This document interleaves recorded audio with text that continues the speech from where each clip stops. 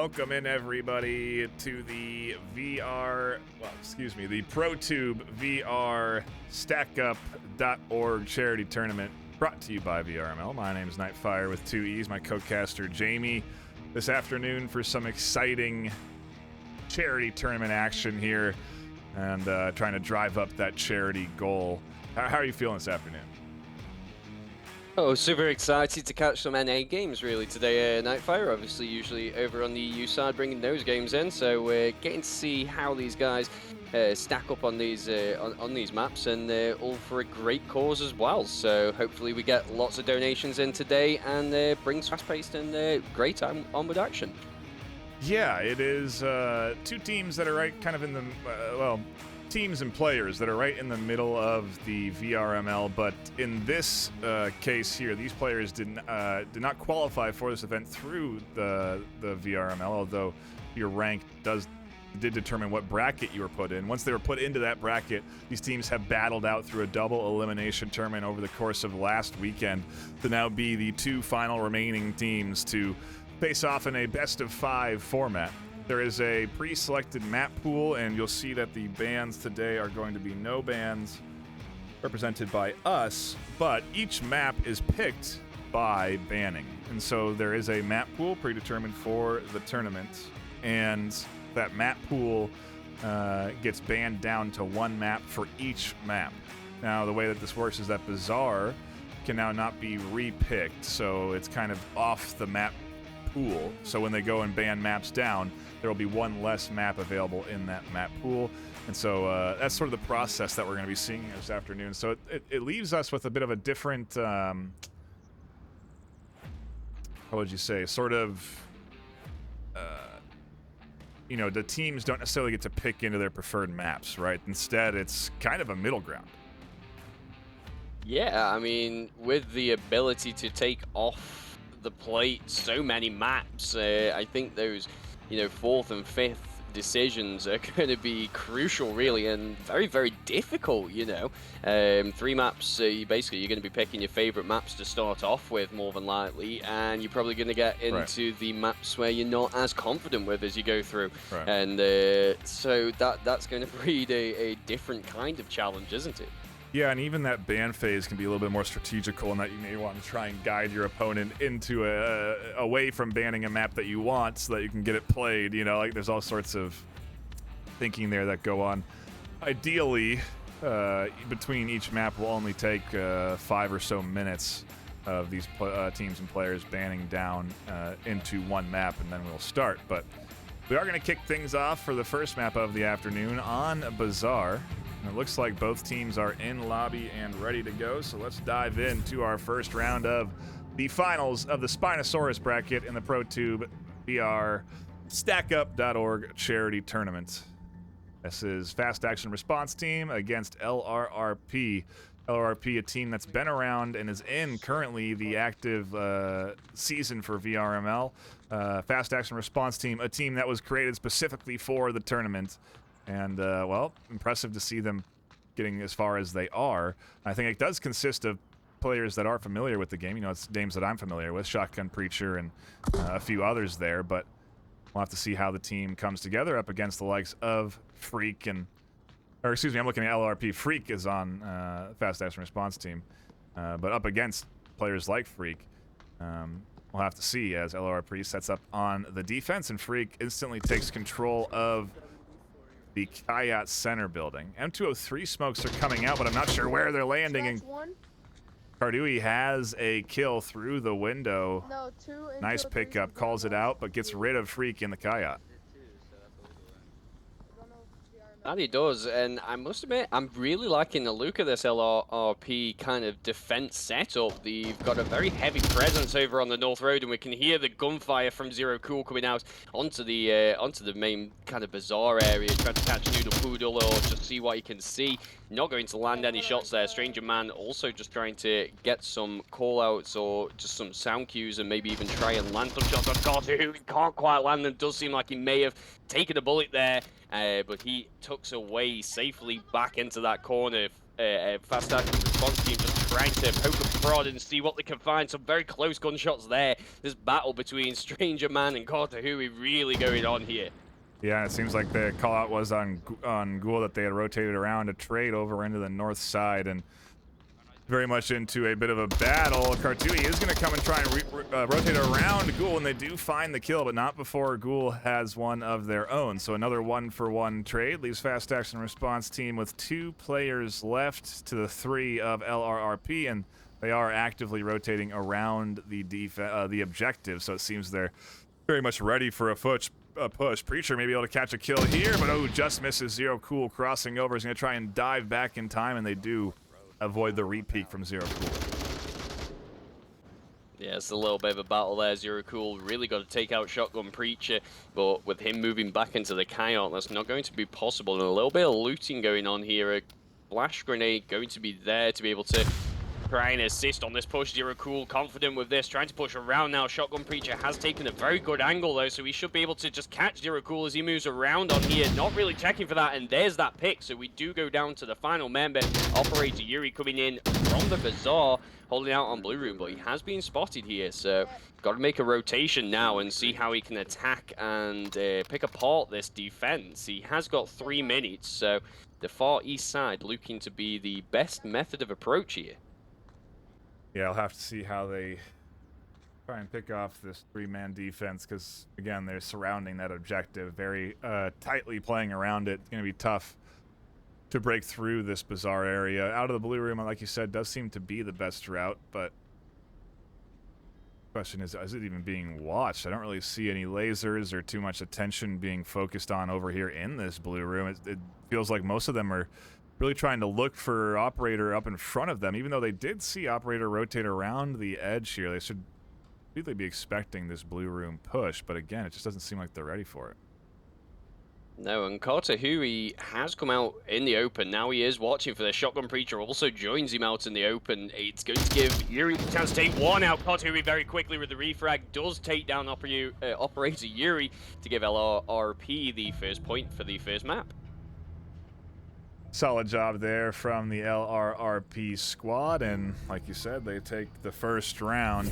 I don't even really necessarily feel there's a home or away advantage in this situation because of how the style is of banning down to these one map, and so I you know, a solid round start. You know, again, that is a just a defensive win, so we could be in store for a bunch of defensive trades here this afternoon, because I anticipate these teams to be pretty close in skill level. You know, again, they fought through that double elim bracket to get here, and the idea of the multiple brackets is that you don't really have in either bracket players that are too much better than anyone else in that bracket, and so you know, I anticipate there to be some good battles back and forth. And a shout out to F. Lipinski, who organizes the VR charity community, for, you know, coming up with the format for the tournament, the multiple weekend event, and really giving us a lot of time to drive money into that charity. You know, we'll be playing some heart-wrenching videos, really, about just how great Stack Up is and the service that they provide throughout the course of this afternoon. But it is all for a very good cause. And already we've raised $1,131 in this charity tournament. A lot of that coming in from the teams that actually are playing in it. They contributed into that charity to be involved in the bracket. So a big shout out to even the teams that are playing for contributing in and donating. And obviously there's a little something to be won, right? So there's some prize pool out there to be had, and so there's some prizes on the line as well this afternoon. So that ultimately is what these players are competing for to some extent, but we're here for the charity. We're here to raise that bar underneath me to be even higher than $1,131. We're also here to watch some good action as we get back into it for round 2.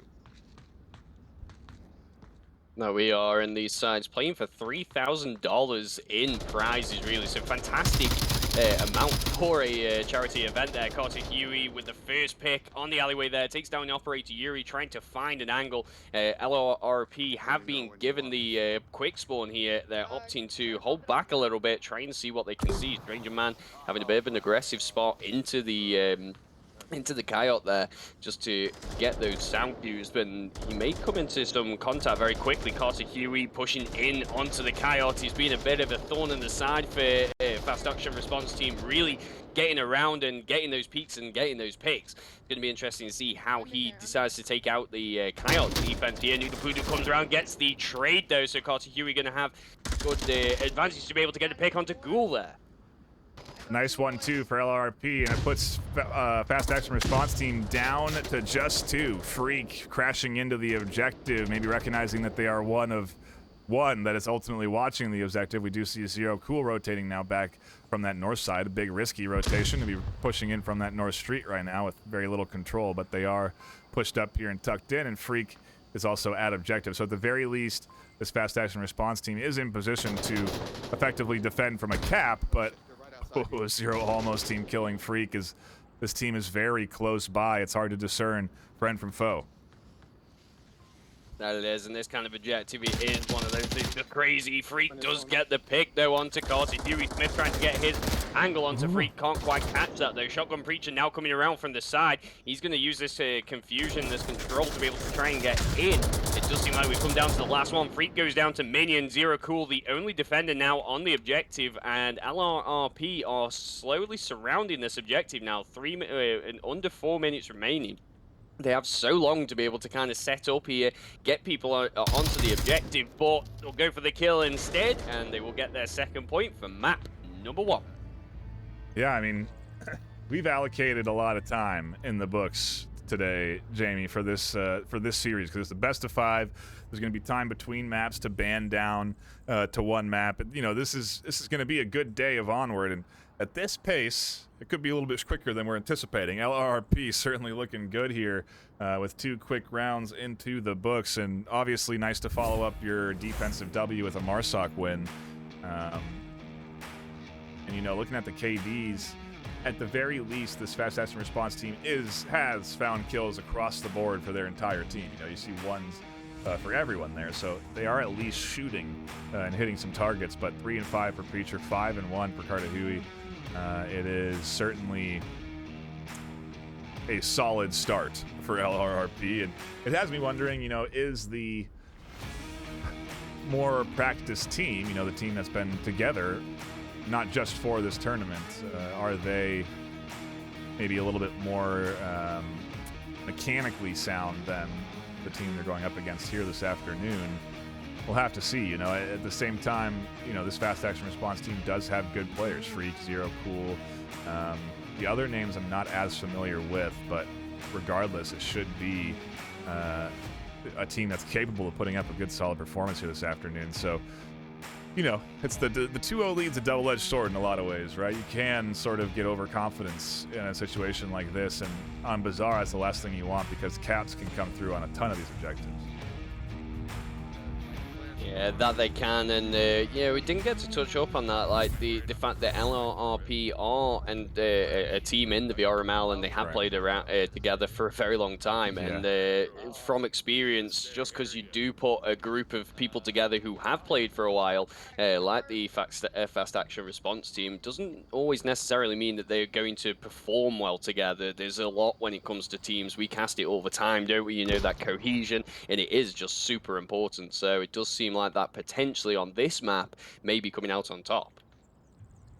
Interesting route here by Fast Action Response Team. Looks like they're trying to hit some M203s that are launched up and over the buildings and into the courtyard. We'll have to see how effective those were, as the Minion does find one early kill. More shots coming in. And you can see the smoke. That one smoke is perfectly covering the main alleyway up to the objective, but it's certainly not blocking Noodle Poodle's angle through here, as it's also not blocking Shotgun Preacher. They have great lines through these windows. It's not a safe route to push up from here. They have to utilize their smokes, but their smokes aren't close enough to the objective, so they add more smokes now coming in to line up to that OBJ, and it's very clear that this Fast Action Response Team has Cap on the mind, and this really does look practice. I mean, a nice M203 smoke shot. Nade's coming in. That's a nice nade right on the corner, but doesn't matter. Gets shot. In the meanwhile, Ghoul flies in around side the smokes, finds a double, and on objective defense is weak. Carter Huey does find the kill, a big kill at that. They're getting tagged up by Stranger Man. Can they find the double as they tuck into cover?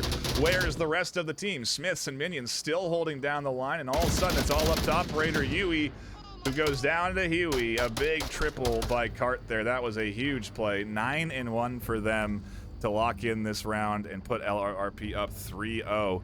Jamie, you want to talk now? Wow. It's just, yeah.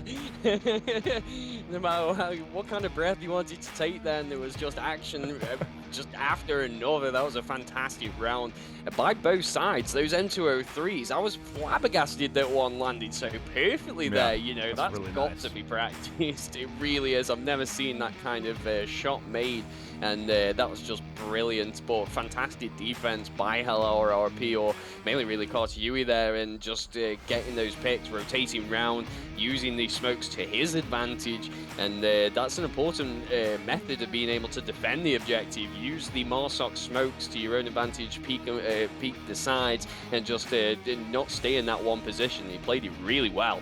And fast action response team really need to kind of pull themselves together on these defenses and try and get something back here. But Bizarre, it's a very tough map when your team isn't kind of coordinated as well as the other one. You'll find yourself getting kind of shut down in certain methods. So really, I think you need to take it to kind of basics in these situations, and you know, just play it how you know, and not try anything too fancy. Personally, I like the, I mean, to go back to the earlier point, you can tell that these players know what they're doing. You know, the fast action response team, whether they're a team that's been around like LRRP or not, they know what they're doing as players.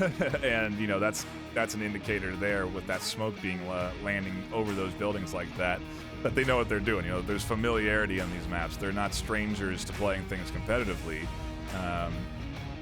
If anything, it really is a good performance from, in particular, Cart Huey, who's doing a great job on this map. 9-1, absolutely saved their team from what I would assume to be a cap and essentially a tie game right now in that last round. And, well, they now go into their, what could be final attack on map 1.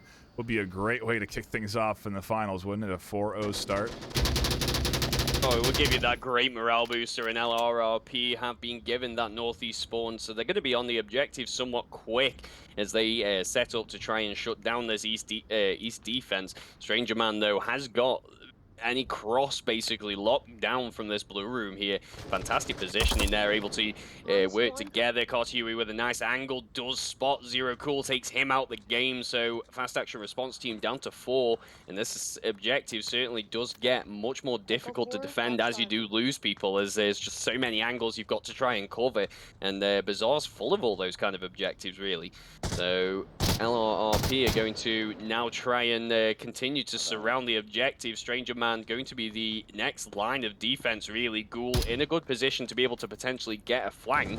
There's one, and LRRP are going to be fully aware of this now. He's got to make a good rotation to be able to get another kill. Minion trying to get the kill onto him. Can't quite land those shots. The flash is going to come out. That's a big push. Does if they connect. Make it. Ooh, Yeah. Can't quite catch that angle. Carter Huey is there and watching. You know, again, Cart playing a big role there. That flash connects on the Minion. The push is available because there's no cross coming, and they see that.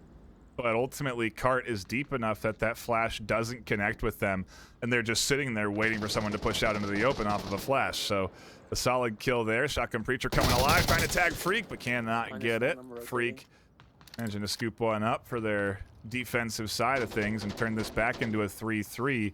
Will they get back here in time is my question, though, as they do tuck in and stay across the street. I actually like this 3/4 cover they're using just over the back of the red truck.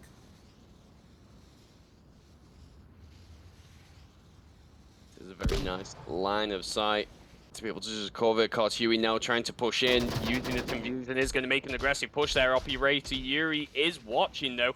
Will be able to hear all this, and he's in a very powerful position to be able to just cover any cross. It is a bit of a common spot. Carter Huey does get Freck straight through on that south building there.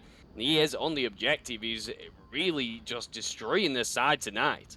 Yeah, Operator Yuri's tucked in deep into the corner. Strangers here at the objective, so they at the very least have a double coverage. But it looks like Cart heard Yuri on the other side, didn't hear Stranger on the rotation. Information to utilize for the likes of the remaining two for LRP, though. They now know Stranger's on one side. Do they know that Yuri's on the other? I like this crosshatch that they have, where ultimately LRP is going to have to push into them. That they are, but Minion definitely got that sound cue there. We can see him there just trying to spot Stranger Man, but like you say, this crisscross kind of defense here, super powerful, need that utility, and I imagine the majority of it has been used. So it's going to come down to these trades here, and who's just the quickest shot to be able to get that pick. Minion very, very slowly taking this corner round. Does need the backup from Smiths to be able to push in and try and tag Operator Yuri. They should know roughly where both players are, but it's always easier said than done having that information from up here to be able to make that push. In addition, if Minion does fly out here, there's a chance of team kill as Yuri could potentially take those shots and connect onto Stranger, or, you know, through the Minion. So, like, there's some risk here, and Yuri does finally take a little bit of an extra peek around the corner to catch out that headshot. And now Smith should have all the info they need. They should know there's Yuri on the right and one on the left. And looking at that approach, they do have a perfect crosshatch defense of that entryway into the objective, but there still is that option of pushing into the south as well that would effectively work well against this defensive setup. I just don't know that LRRP is going to be deploying it. Have to see how Smiths wants to proceed here. Looks like a nade's coming in, just a flash. Yuri is going to be blind there. Trying to catch bullets through those metal crates, but not getting it, and still also looking for Stranger Man.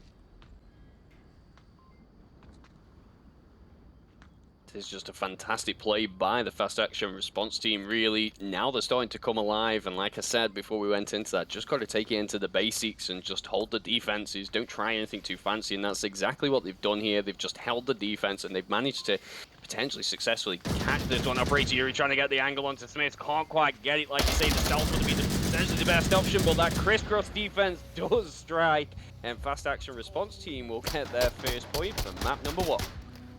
Took them a little bit of time, but they do get onto the board. It was danger close to a 4-0 start and going things the way of LRP heavily, but at the very least, this team does come alive there. And like you said, I like the crosshatch. It worked out well for them. A couple of kills coming on the board there. Ghoul 4 and 4 in particular, nicely done. It looks like the one individual who had a 0 KD has left fast action response team as maybe a means of resetting that KD, so that doesn't look so shameful. But either way, a good response there from the fast action response team. And we now go to a new objective with LRP on the defense and an opportunity to take map number 1 here. Indeed, and it just depends if that momentum now has been built up, but we know watching this objectives 9 out of 10 times this one could be considered more Vault favored. It does depend a lot on that positioning and the equipment usage. We've seen some good utility usage from the M203 smoke from the fast action response team, so I imagine we're probably going to see something similar to that in this one. And that definitely is how you take this objective. The cross from the main street is certainly a very, very tough one, but also you've got to remember the cap opportunities on this objective. There is so many of them. You've got the building with the objective, you've got the wall behind the objective, and you've got the objective itself, opposite sides of the pallets. So just so many angles to have to cover, and if Marsoc can get those picks on the outside vault, then the job for them, it becomes even harder, and they've got to start those rotations, and that's where they start then getting picked off even more. And I imagine that's where the experience from the fast action response team may come into play here. Yeah, it's a mix of Pantheon and Communicado that makes up that fast action response team, according to the hot tip from Wicked and Twitch chat, which we appreciate. Also welcome anyone that is hanging out here, enjoying the action live on Twitch. Be sure to share it with your friends, get more people in here to donate to that charity link. If we do see any donations come across the table while we're live, I will do my best to shout those out as soon as I can. We're obviously on a 6-minute delay, and so might be a little bit behind on the shout-outs, but nonetheless, if they do come in, you'll be sure to shout them out on stream. So, little fun fact, if you do want to get involved and contribute into that charity tournament, into the what is now a $1,131 raised, a nice chunk of change for sure. That it is, and one thing also is the people who have provided the funds also for the prize pool. We have had a couple different kind of partners in there: ProTube VR, the United Gaming League, VR Cover, and I think some members from Excommunicado as well, all putting in money towards that prize pool. So fantastic and great news all round there. Yeah, it is a community effort to do something like this, and so a big shout out to all the players that are involved again and all the folks that are watching, enjoying it. Let's keep trying to raise as much money as we can for what is a fantastic cause. We'll see more of that in between maps, but for now, we still have map number 1 to chip away at with LRP looking to just wrap things up with one more round. But like you said, I just don't think it's going to be that easy because Fast Action Response Team did deploy a pretty nice offensive push onto the last objective. Who's to say that's not going to be this be what's in store for us here on round 5? No, and what we're seeing here also is LRRP are just basically allowing Fast Action Response Team control of the map. They're going to just get contained into this western courtyard, and that's a very, very tricky kind of position for Volt to be in, allowing Marsoc to just surround you and basically wait and use that utility. You want to try and catch them as they're pushing and making those crosses and making the life somewhat difficult, but the positioning of LRRP is good. There's the first pick onto Shotgun Preacher. Like I said, you're allowing Marsoc to be able to get into these buildings, to be able to just watch and wait and see what movements get made, and you will get punished for that. So there's the first pick that was needed. The objective is somewhat open here. We have got lines of sight from Noodle Poodle and Carter Huey, but the smokes are now coming out, and that's where it starts getting even more difficult. The rotations are going to have to come in, but that line of sight is deadly there. Noodle Poodle with a good pick onto Strange Man, but Freck does get the kill onto Carter Huey there in the north. Noodle Poodle now the sole defender there, trying to get some shots. Could go down here. Ghoul going straight through the smoke. The cap opportunity potentially could be on. He's in there with his tablet out. Smith's now coming round. Hasn't properly rotated that corner. There it is.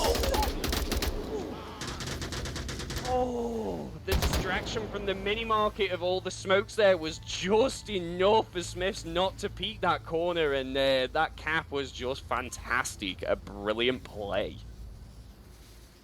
I'll let you speak now. Yeah, the risk of allowing the push there is just that, and that they can't set up smokes around objective, and even if you have lines of sight that do cover that cross, you can still be vulnerable if the team does push through those smokes and you don't end up finding that kill through the blind fire. So another solid offensive push by Fast Action Response Team, and at this stage, not sure what we're going to get here this afternoon. I obviously anticipated some good back and forth, but now we're tied up 3-3 here on map number 1, going into what is our final round guaranteed, and LRP are going to have to put up a Marsoc round. I think maybe, if anything, a potential trouble is that Cart has been so active in finding all the kills to take LRP and get these rounds that maybe the rest of the team hasn't been able to get as warm. You're seeing 12-3 there for Cart here, but the rest of the squad 2-2, 3-4, 3-4. They're also finding kills, which is good, but not as many obviously as Cart is, and so we'll have to see if that's maybe something that impacts the overall team, or if it is going to be up to sort of like a reliance on one or two players to play well in order to be successful. Certainly does happen from time to time, and teams do form their squads around that style of gameplay, but we'll have to see again what we get in our round 7. Same objective, obviously, as we don't swap spots now because that objective capped, and puts us up at a tie game in the back half of this objective. So LRP will have to attack in Fast Action Response, get that opportunity to defend. It is a really big switch up just in that in itself, that they did manage to get this cap to tie this thing up 3-3 and then make the final round where they are on defense, which most teams historically consider to be an advantage because you get to wait for your opponent to come to you. But to the counterpoint, if you do wait for them, we can clearly see what happens. They get the opportunity to set up for an attack, and so it is a matter of properly really defending that mini bazaar, you do see teams oftentimes investing at least a couple of players across that street to prevent exactly what happened there. But either way, nice attempt and great job to the fast action response team, because those smokes are pretty on point. You know, to have those smokes blocking like that on that street, that's crucial.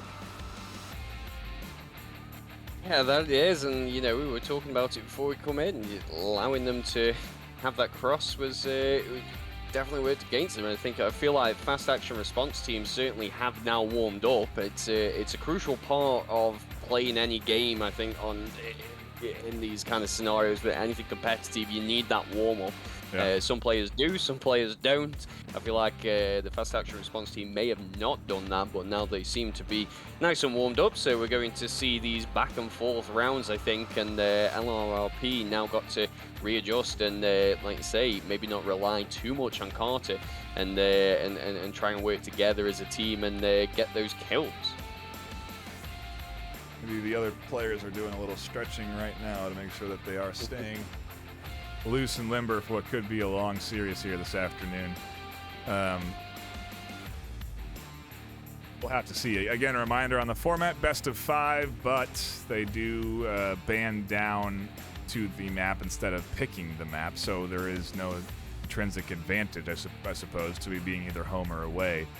But it does take longer, so there will be some time between rounds, time between maps that we'll have, where we'll be able to chat it up and get your attentions focused on what is the fantastic charity of StackUp.org. Really happy that we are involved with them and helping to contribute into that organization.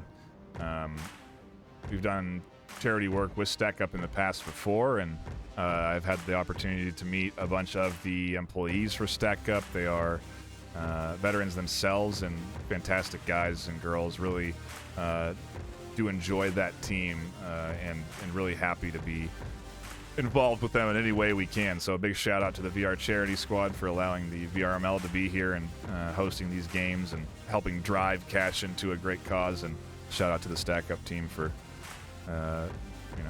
being around and being involved in this drive. But yeah, it's again for a fantastic cause. Not sure what the holdup is on the action in front of you, because we do have time limits between rounds. Maybe there's some sort of technical issues.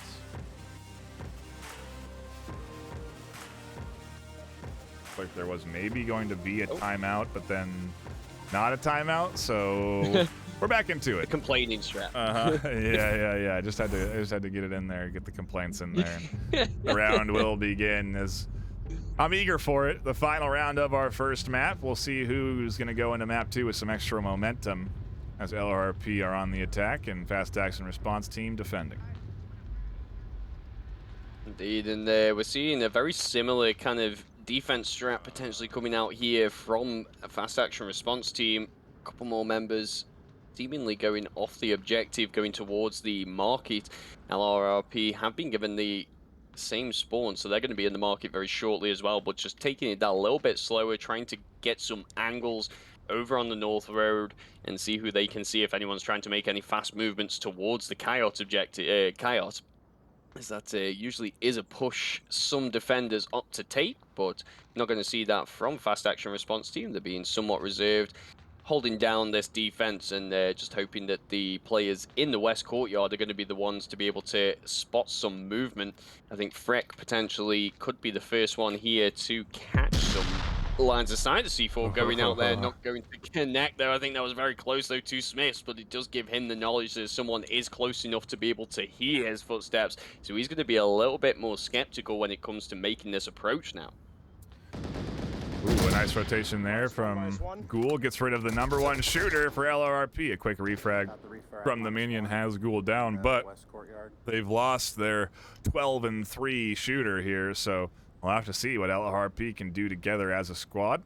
Try and get rid of what is this defensive setup up front. Freak is here, putting rounds out and tucks back into a tight corner just in time. No pressure coming up over the top from Smiths, but they do have Freak trapped here in this tight corner. Noodle's got the eye on, and Freak does swing to find the kill. Ooh. Smiths now comes up. There's another one on the back. Shotgun Preacher is going to be the one to actually catch the kill and not Smiths.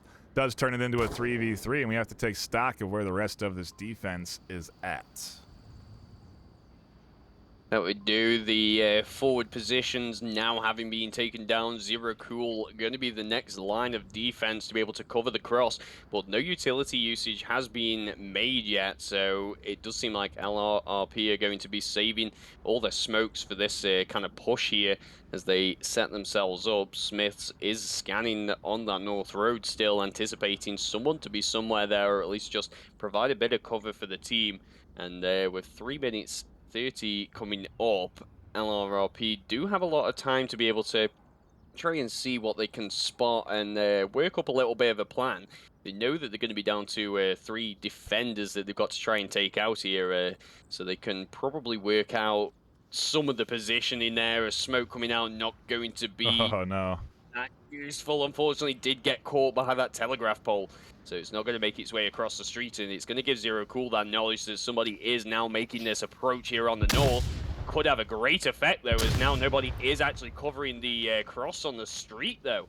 So potentially we could see LRRP put somebody through the road as this distraction is going on, but that smoke is going to dissipate very shortly, as this has been holding out on this corner for quite a while now.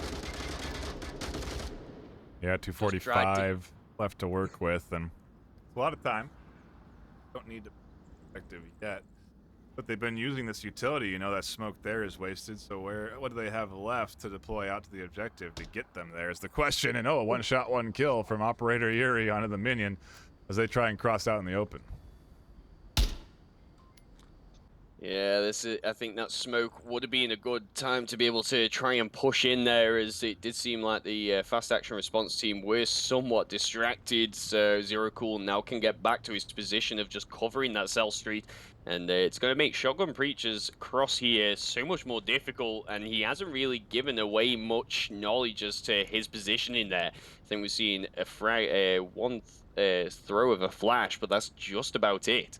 It does seem like LRRP are going to try and make a cross, or at least try and open something up here, but between Operator Yuri and Zero Cool, I feel like this street is pretty much locked down here.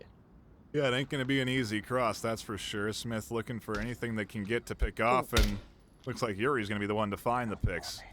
Preacher goes down, and now Smith's the last one left alive. This could be the 4-0 comeback for fast action response team on map 1 here.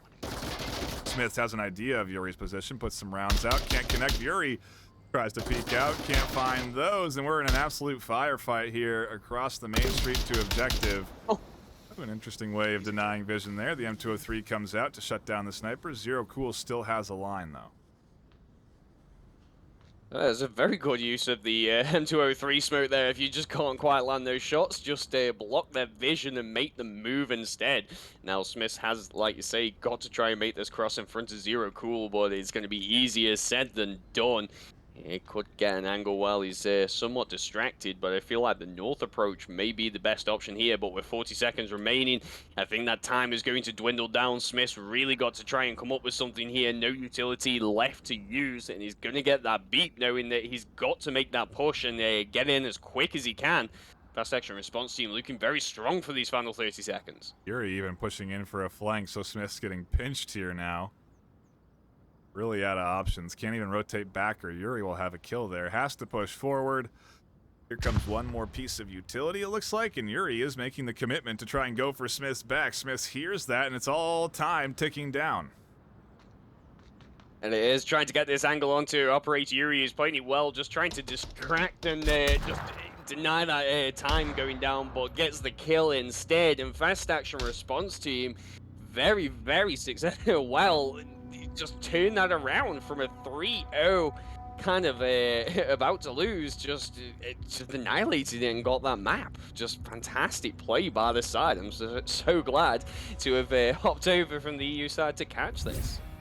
Yeah, it's a little odd too in some ways, just because of how powerful the start layer was for LRRP. You know, looking like it was going to be a quick 4-0 at the start of that map, but then we saw that attempt at a cap, and to me it was an indicator that this team is ready to go on the offensive side. So now we take a break between this map and the next. It's about 5 minutes time roughly until we get the bands down and into our map number 2. So we will be going to a brief intermission, but again, it's more time to promote that charity stream for you folks to get in there and donate. So we're not too worried about it here, but yeah, plenty more action left ahead of us here. This is just map 1. Map 2 now being decided. When we come back, that's where we'll be headed to. Fast Action Response Team in the lead. You don't want to miss out on the rest of the action.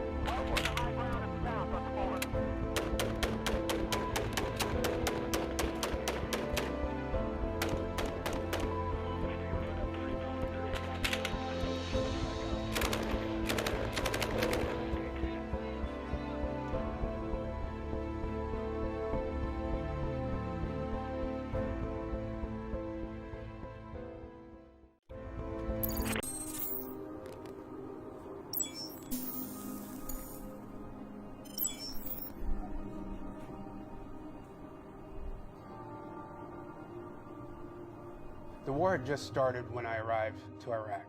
We did our thing, we had some experiences, and when we came back, when we got off that plane, before we can even embrace our loved ones, our fire team leader says, do not tell anybody what happened to you, or what you saw, or what you experienced, or you will probably lose your job. A lot of folks who really don't understand mental health see it as a weakness. We always jokingly said, suck it up and press on. You wear a beret for a reason.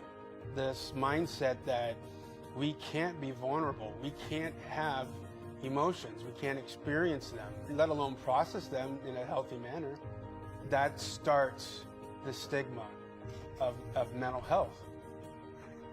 Stack Up is a military charity supporting U.S. and allied veterans' mental health through gaming. Before we were sending Xboxes to Afghanistan, we were helping out, we were raising morale, but now we're actively saving people's lives. We want to do an accreditation program. It's kind of helpful. Overwatch is our newest program, and it is simply having a chat client up 24/7. Someone is sitting there monitoring the channel, and if somebody comes in and says they need to talk or they're interested to get into a game or something, we have somebody available for them. In most cases, when a person is expressing suicidal intentions, if you can talk to that person for that first critical couple of minutes, more often than not, they will not kill themselves. And that's what we do. They may not want to come out there and see a counselor for an hour, once a week, but they may come out there and play a video game and start talking about their experiences of war or the struggles that they're having right now. It has become my passion to end the stigma of mental health.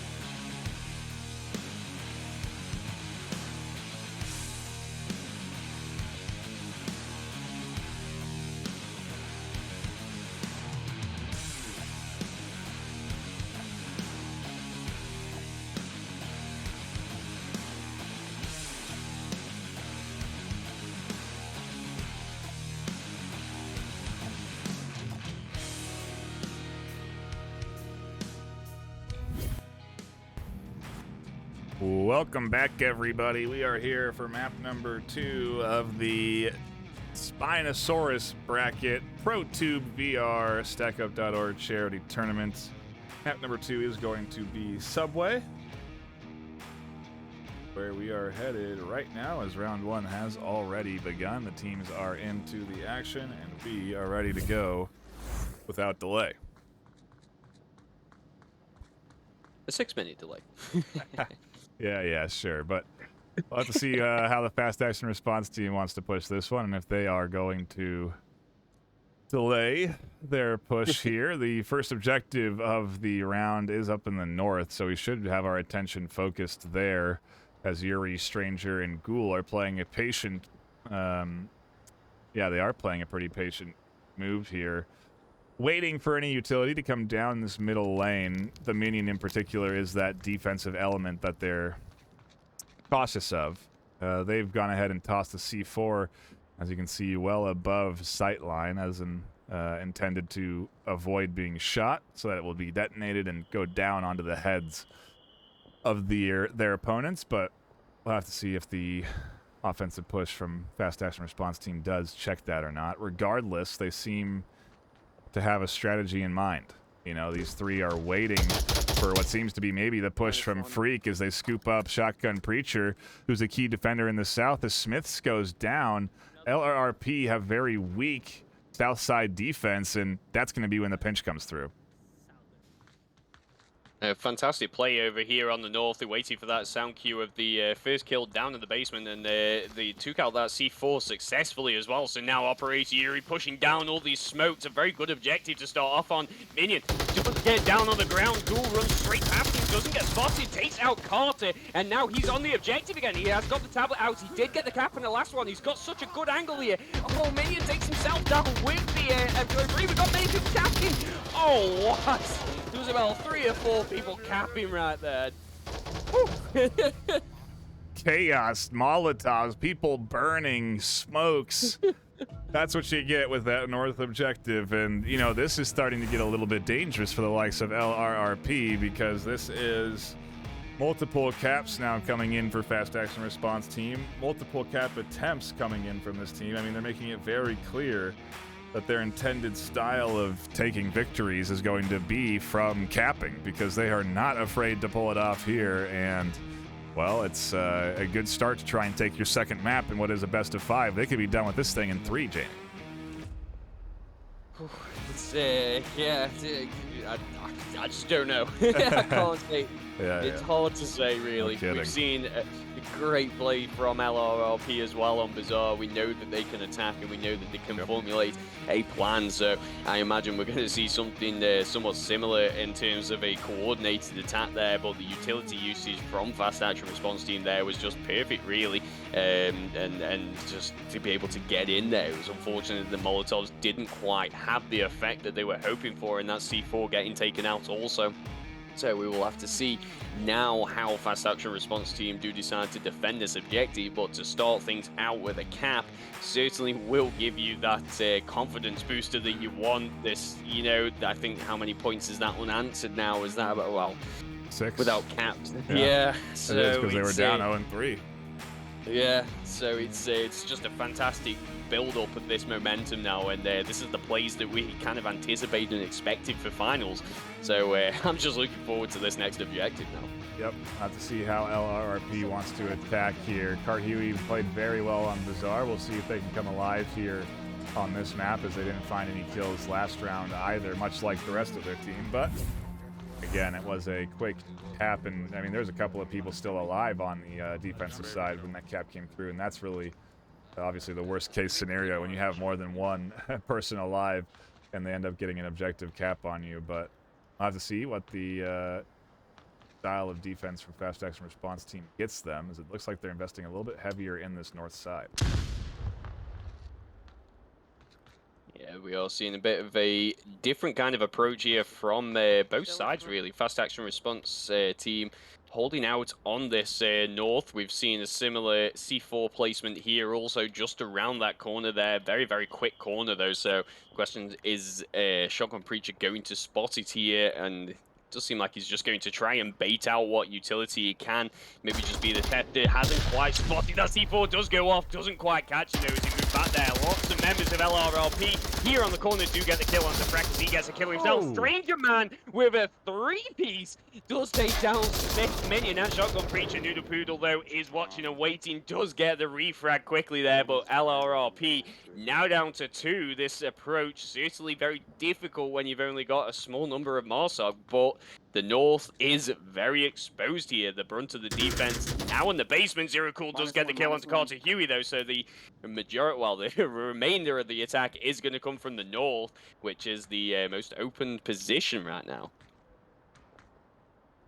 Ghoul is covering the stairs here. Noodle only got one method of approach. Got to try and see what he can do. Does take some shots there from Ghoul. Can't quite go down, though, so Zero Cool coming in on the approach. Good smoke does cover all lines of sight here, so Noodle Poodle should be able to push pretty far down here. Zero Cool trying to get the utility out to stop any method of push there, and it's not going to have an effect. Another flash coming out. It does seem like Fast Action Response team are going to use other equipment on this side here, and it's just a brilliant play by Noodle Poodle to bait out that equipment. That smoke doing ever so well there. Frag comes out, doesn't quite catch anything though, or it does seem like it was probably a flash. A couple of LMGs being fired here as the smokes are out. Oh, there's 2 out in the open. Do they go down? Noodle does catch the double. There's only 1 left, and it's Ghoul in the corner. Just like that, and it's the triple for Noodle. They clutch the round on objective. Even he at the end there was saying, what?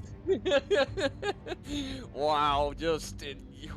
yeah, I mean, that was a great play. Solo player against 3 defenders, and just brilliant equipment usage on that smoke there to just fully block the coverage there, and the use of the LMG as well, just to basically hold back the defenders and not let them peek that corner. Just fantastic timing and brilliant play to get that point back. It's so crazy they didn't know he was there in the corner because they had been shooting so much, you know, under those smokes, but the smoke really just denying the vision, and audio cues can only go so far, I suppose. They really just didn't expect defender to be in the corner, and they didn't fully check that tight, you know, there's that little extra bit of tuck-in in that corner that a player can do, and caught the backs of 2 defenders. Ultimately, Ghoul was pushing out to what seemed to be maybe stopped from a cap attempt because they didn't know who else was alive, and so doing the right thing ultimately, but pushing out into fire, and that's a triple. So I guess it goes both ways for sure, but either way, Noodles does come alive here, and now we're seeing them 5-1, where we were seeing Cart Huey, you know, 12-3 on Bazaar. Certainly a standout couple of rounds for the likes of Noodle. Can they keep it up is the question, because Fast Action Response team go back onto the attack, and we've been seeing some good attacks from them so far. We really have. I mean, both sides been putting up those attacks, but it does seem like Fast Action Response team are trying to do what they can to be able to just push somebody through onto the objective and work on those caps, like you say. I mean, it can be pretty destructive, really, in some of these playoff finals. If Fast Action Response team do take these first 3 maps, then we obviously won't play out the final 4th or 5th map. Yeah. So if they can close this out early on, it does seem like they're trying to do, then that can have a serious effect here. So let's see how LRRP do decide to defend the objective. It is going to be the basement objective, and I think we're going to have a pretty heavy push through the basement also. So we could see some pretty quick action here as a Fast Action Response team are going to try and take control of the middle platform early on. Yeah, you don't typically get a lot of contention up in that 2nd floor area. Sometimes the defenses will invest heavily up there, and so you do have to kind of play it cautiously, right? It could be completely empty, could be full. You really don't know how that top floor is working with the defensive setup, and this is a very fast play from Fast Action Response team. They are flying forward here.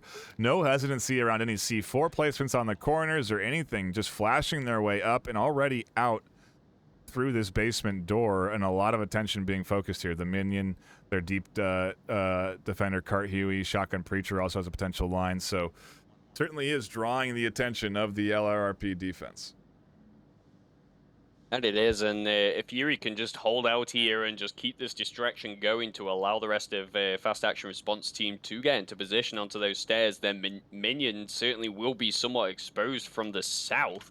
And with Shotgun Preacher also moving up, he could just possibly find himself getting picked off also. And that's not going to be a very good situation for LRRP. And they are getting a little bit peaky on this, trying to do what they can to take out Yuri. It's a great play by him to be able to even get into this position as relatively safe as he can. And obviously had the play there from Stranger Man, did well to get the snapshot onto the corner defender there. And the rest of Fast Action Response team really need to kind of get a bit of a wiggle on, otherwise Yuri could possibly go down if LRLP decide to try and pincer him here. Shot coming out there, he does take a peek, doesn't quite land though, just giving them the knowledge that he is still there and got to be watching and waiting. The M203 smoke does come out, Shotgun Preacher tries to push in and just uses this to hold an angle and potentially get a shot. The smoke comes, the flash comes out onto Operator Yuri, should have connected there. No one's going to push on that though, so he's going to remain in the smoke and potentially hear Shotgun moving around. But it's going to be a very tough push between him and Minion. But Brett coming down does get that pick. Like I said, the distraction working ever so well. He just comes down, gets the pick, and then moves back out. Shotgun Preacher now not watching at all. Yuri can get some shots. Does spot Carter through the smoke and gets a very nice angle onto him. Tries to take out Shotgun. Can't quite get it though. Ghoul comes in, goes down to Smiths, and with just like that, all the smokes are now coming out. Freak is trying to get in on this cap. Does go through the smoke. They're past. Smith can't quite see him.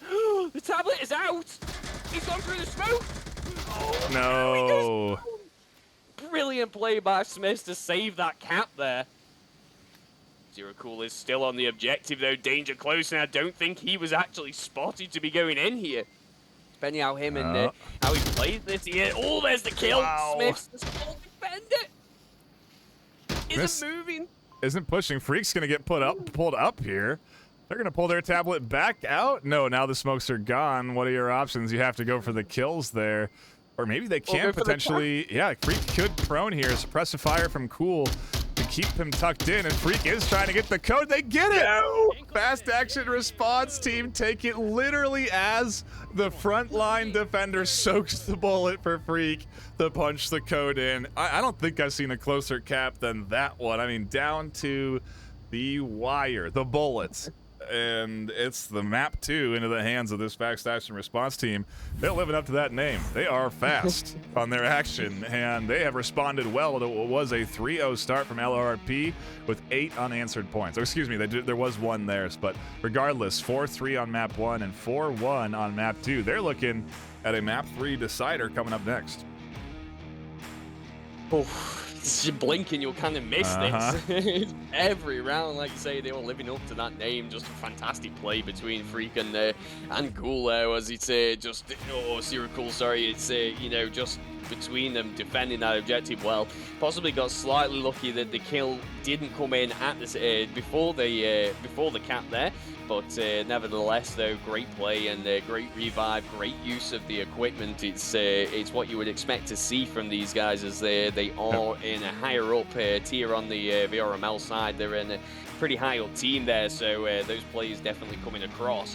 And we're going into this third map decider, going over to Quarantine, it seems, which could play in the favor of LRRP, as they seem to do well with those kind of plays with Carter going around and just weaving in and out of various objects, getting the kill and then rotating back around. But I think this map also does play well in the favor of a team that uses that utility well, and we've seen a lot of that from Fast Action Response teams, so this could go either way. Indeed it could, and it's going to go one way or another soon enough. When we jump back into the action for map number 3, we are going to go for a brief break and a brief reminder of what we're here for. That charity tournament drive already up to $1,131. Would love to see some more folks jumping in on that charity if you are able, as we want to raise that value up even higher than what it is right now, but still very proud of that monetary amount raised. And You know, we have today to add into those donations and tomorrow, as we also have the T-Rex bracket starting at 1 p.m. EST, 10 p.m. PST. You're not going to want to miss that action. That'll be live on this channel right here, Onward_VRML. So do be sure to tune into that. That's even higher ranked teams duking it out, but that's tomorrow. For now, we're going to go to a brief intermission, and when we come back, map number 3 could be series point. Is technically series point for Fast Action Response Team, so don't go anywhere.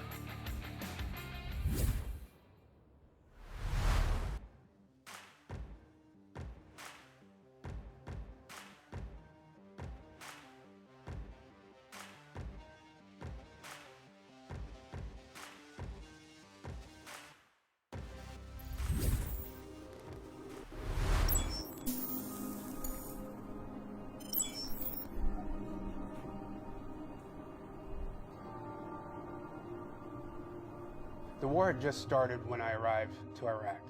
We did our thing, we had some experiences, and when we came back, when we got off that plane, before we can even embrace our loved ones, our fire team leader says, do not tell anybody what happened to you, or what you saw, or what you experienced, or you will probably lose your job.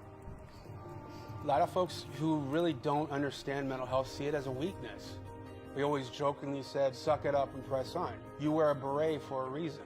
This mindset that we can't be vulnerable, we can't have emotions, we can't experience them, let alone process them in a healthy manner, that starts the stigma of mental health. Stack Up is a military charity supporting U.S. and allied veterans' mental health through gaming. Before we were sending Xboxes to Afghanistan, we were helping out, we were raising morale, but now we're actively saving people's lives. If you want to do an accreditation program, it's kind of helpful. Overwatch is our newest program, and it is simply having a chat client up 24/7. Someone is sitting there monitoring the channel, and if somebody comes in and says they need to talk or they're interested to get into a game or something, we have somebody available for them. In most cases, when a person is expressing suicidal intentions, if you can talk to that person for that first critical couple of minutes, more often than not, they will not kill themselves. And that's what we do. They may not want to come out there and see a counselor for an hour, once a week, but they may come out there and play a video game and start talking about their experiences of war or the struggles that they're having right now. It has become my passion to end the stigma of mental health.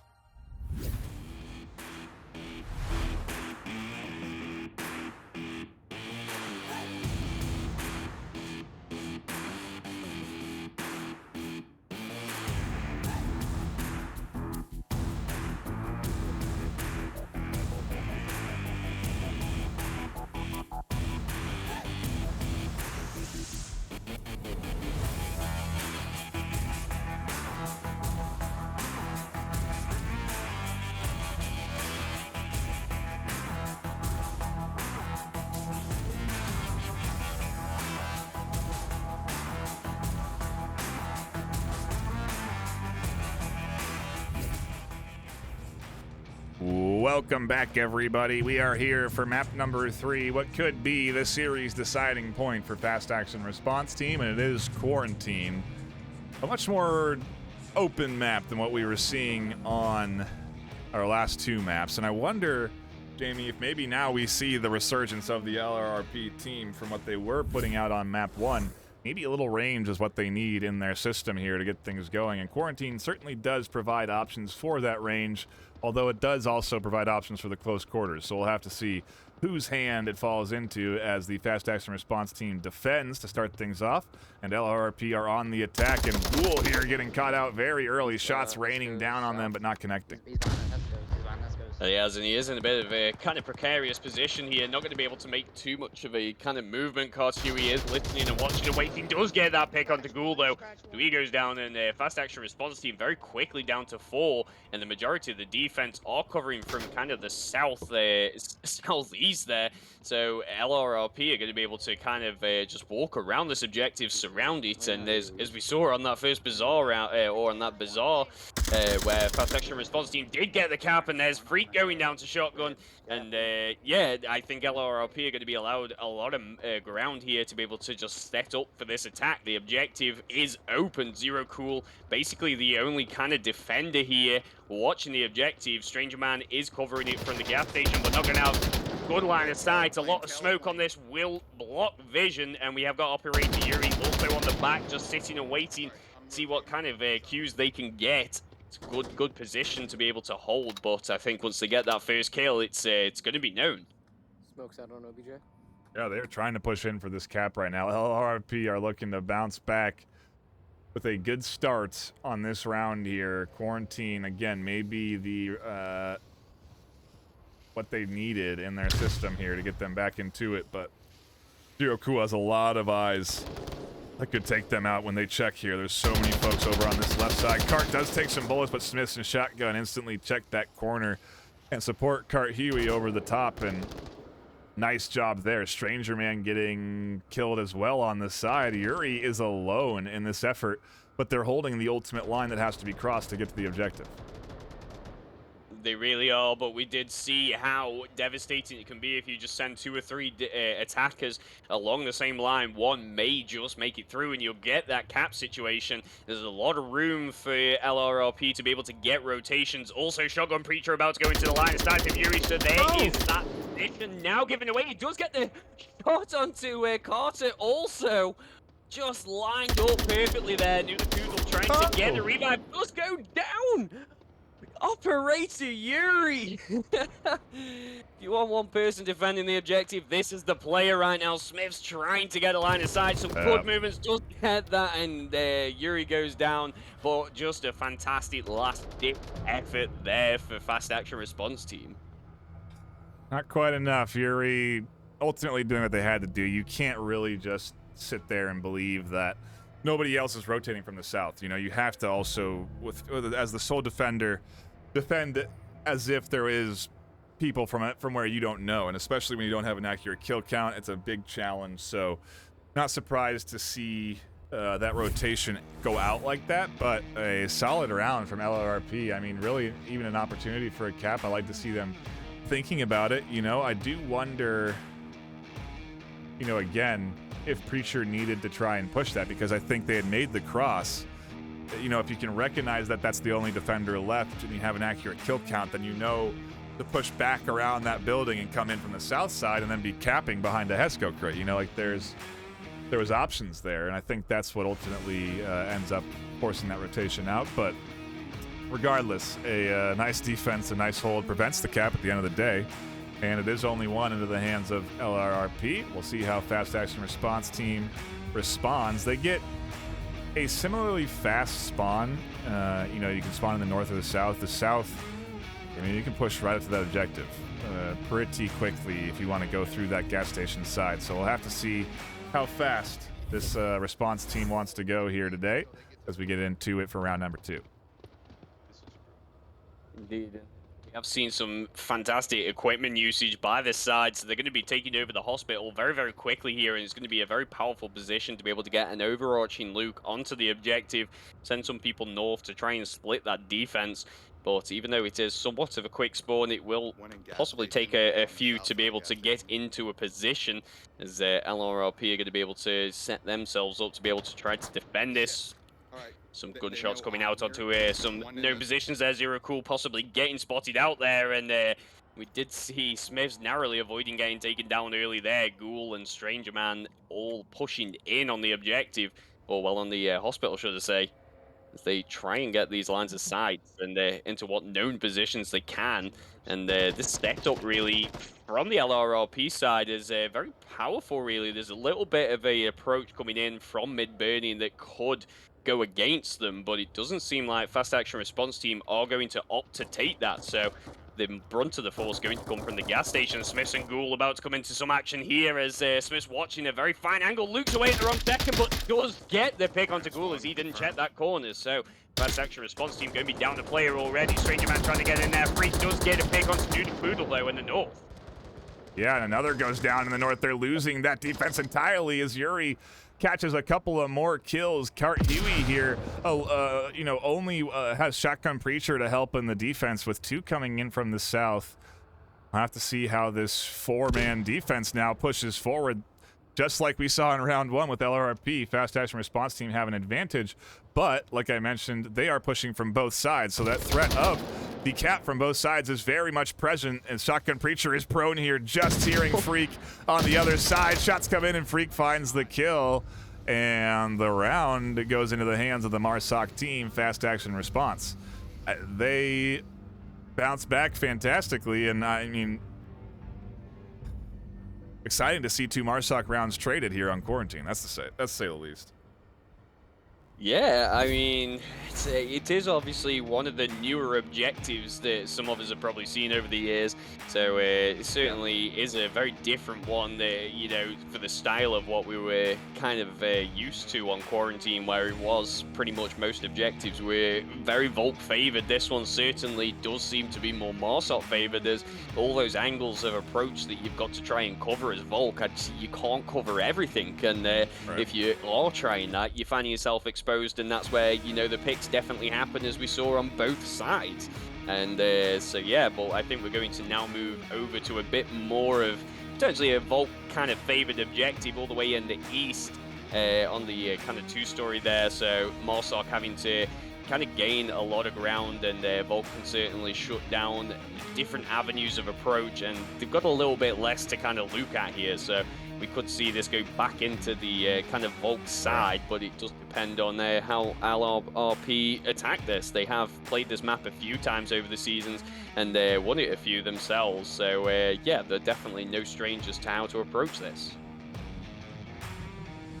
Had a couple of follows come through since the start of the stream. Appreciate those. Ardix and Jamshi, welcome in. We do obviously charity casts like this when the VR charity org gets together and lets us be involved, which they have for all of their events. We really, again, do appreciate F. Lipinski and the team there for allowing us to be involved and to cast these fantastically, smoothly organized events. I mean, truly been a great tournament so far. I forgot why I brought that up as we go back into the action. We're going to see some very quick pre-fire there coming out from LRRP to deny this south cross. A couple bullets did land onto Ghoul there, so he didn't decide to take that. Zero Cool does manage to make it halfway across, and Shotgun Preacher, though, is watching for the remainder of this push coming in. Could find himself getting picked off on his approach there, and you definitely need to get a defender over into the south, as again, you don't want to be allowing Marsoc to kind of surround this objective, as very quickly Volk will get picked off as they're trying to peek certain angles. You can find yourself very exposed from various directions. So yeah, Fast Action Response team need to get that push in. Minion does get a nice pick onto Freak, though, over in the north, so they're going to be allowed to pretty much control here, get onto that north rooftop, and Noodle Poodle with a pick of his own onto Ghoul, and what seems like a Volk favored objective is certainly going into the hands of Marsoc here. Yeah, huge opening here for this LRRP team. How do they push now with this 5v3 advantage is the question.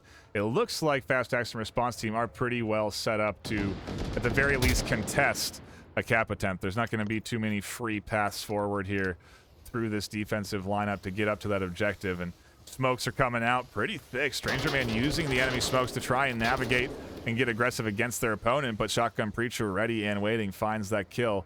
And who is left to defend for Fast Action Response team is just Operator Yuri and Zero Cool, who's still at that car objective where they started at out the gate here. And oh no, they botched that flash and end up pushing themselves out into the open. It would have been better just to be blind behind cover, but either way, they go down, and now it is all up to Operator Yuri to defend. Yeah, he could have been in a very good position there. I think there was a little bit of knowledge, but otherwise it was he was going to be able to kind of just swing that corner and pick people off as they make that approach. So yeah, Yuri now all alone, and this objective certainly much more difficult to defend alone. There's a couple angles where Marsoc certainly can get in and potentially get that cap. You can't just be sitting in this room, as you could see them coming in from the south angle. So we are going to have to see Yuri peeking and checking that, as you don't want to be caught on this for too long. And the majority of LRRP are coming in from the south. The M203 smoke now coming in.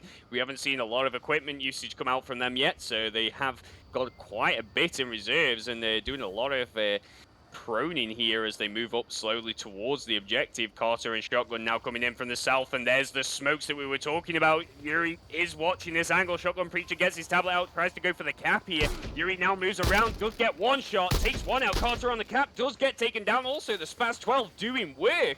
Very nice play by Yuri there. Seems like they're more ready for a Raptor invasion than they are for the LRRP with that Spaz 12, but doesn't matter how clever they are, they're not getting through this defense so far, as Smiths now could be up next against the Spaz 12. Will they be tablet out as well is the question, because Yuri is essentially waiting for that tablet to be out. Are they hearing those footsteps? They certainly had to have heard that. Are they going to peek in time? Oh, no, they're not. LRRP is capping just around the corner. Are they punching in the code? No, they don't get it in time, and instead take a full dose of Spaz 12 to the face, as now the minion is left alone in a 1v1. Yuri trying to clutch this one with a shotgun. Can they do it? There's a lot of time until we find out. And I must say, the use of the flashlight also on the shotgun just makes it even better. Just blind them to add insult to that injury of the Spaz 12 shooting at you there. So, fantastic play. I mean, LRRP could have probably kind of tried to plan the cap instead of sending everyone in with the tablets, but that's generally how it goes, and it's definitely worked in Yuri's favor now as a minion. Very slowly on the approach, 1 minute 30 remaining, does know where they are, but I think that flashlight is is causing some problems here. Yeah, and Yuri has been peeking out. It's all just a matter of time and timing. If the minion will see Yuri kind of just peeking and not really checking this side, because Yuri hasn't really looked over at the minion side since they've been defending, because they took out so much of the team on the objective. And so there may be a path here before, if the minion stays quiet enough, they can find success. Yuri does peek out, tries to take this. You can hear the shotgun shots go off just over the head of the minion as LRRP finds another Marsoc W, albeit into a 1v1, but they get it. They're not letting this map number 3, what is Fast Action Response Team's series decider, go too far away from them just yet. We'll have to see if a cap comes through at any point here throughout this series, but either way, we've been trading Marsoc rounds, which is certainly interesting for Quarantine. It really is, and it's just great to see from these sides the coordination for those Marsoc attacks and push in and get them. There was definitely a cap opportunity there on the cards for LRRP. So, unfortunately, they didn't get to take that, but at least they still managed to successfully close that round out to give themselves that pick and just stay in this competition, just keep riding on those Marsoc wins and potentially go into your own map pick next and see what's left. But as we were discussing earlier, we're seeing some of these more favored maps, I think, going off the cards here, as if we take a look at the stats, LRRP have played well on Subway, Bazaar, and Quarantine, so the question does come down to what are we going to see left. They've played a lot of Abandoned and Snow Peak also, so maybe we could see a bit of a bigger map now coming out, and it's going to be tough with this kind of ban process that does come in, and it brings that kind of different challenge to the games and what's left in that map pool. It's so interesting to think about that map pick ban process. You know, I think we talked about it offline. You know, maybe you ban a map that you're best at because you save it for later. And, you know, we're going to be getting to later now. So did these teams think that far ahead becomes the question. You can't replay maps, so you can't replay Bazaar, Subway, or Quarantine. And so the map pool, like you said, I mean, it's just smaller. You know, there's less bans to be had, and ultimately less options, really. So it'll be interesting if we get that far. If LRRP can keep this streak moving and snag another couple of rounds on the board. They have an opportunity to put up a nice defensive round here, push their lead up 3-1, go into a fresh objective, and, you know, there's plenty of objectives that certainly do lend themselves into the Marsoc side of things, so there's a lot of opportunity ahead for this LRRP team if they can stack up a 3-1 lead. Otherwise, we'll see if the Fast Action Response team can come in and scoop up another MARSOC round, and we just keep trading MARSOC rounds.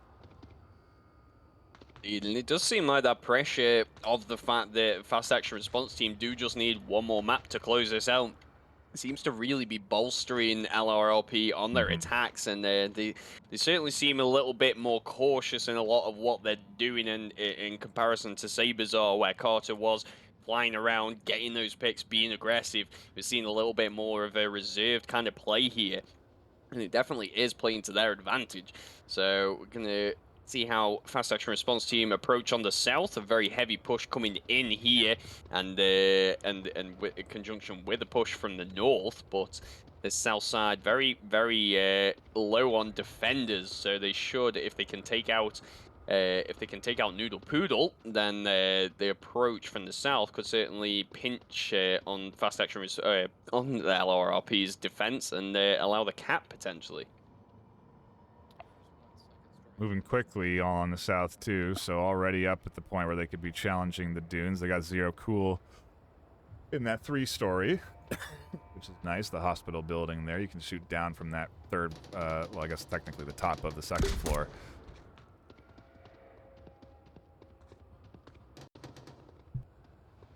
Oh, Minion with a great pick onto Operator Yuri over in the north, really holding down this motel side. A very powerful position to be able to hold, as MARSOC do definitely struggle in taking out the defenders in these in this building. It's a very powerful position. So Freak going to try and go somewhere else. Shotgun Preacher does find a pick onto Operator Dirk, though, as LRLP now turning these MARSOC wins around onto the defense side. We're seeing a lot of gunfire coming out and a lot of smokes here.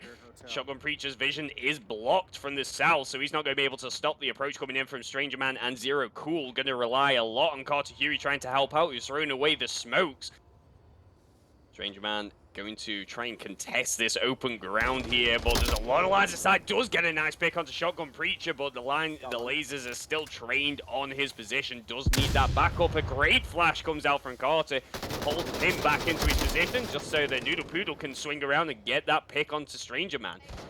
Fast Action Response team now down to 2 attackers versus 4 defenders. Frick trying to come in from the motel here is in a bit of an open position, though. He's going to have a few sights onto him. We can see the lasers now trained just above him. Minion trying to get the shots. Smith's trying to get the shots. It's a desperate battle over here in the north.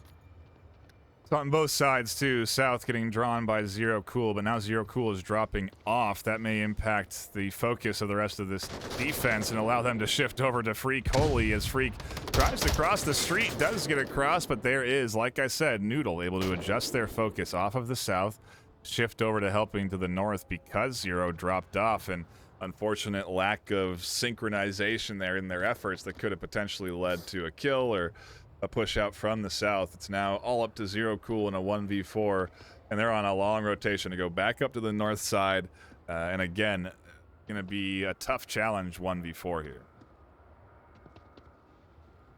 It most definitely can, and yeah, it's not one you want to be able to try and attack on your own. There is just too many angles that you're going to be watched from, and as soon as you make any form of movement or just any sound, Volk are going to be watching you. So you really need to be confident in your clutch abilities and a certain avenue of approach where you can just move through. There is a slight gap over on the kind of north side of the objective, where a little bit of movement through the street and past the 4x4 under the bridge could potentially lead Zero Cool onto the objective, but it's a lot of ifs, and he's got to do it silently. LRLP definitely looking strong for this 4th point.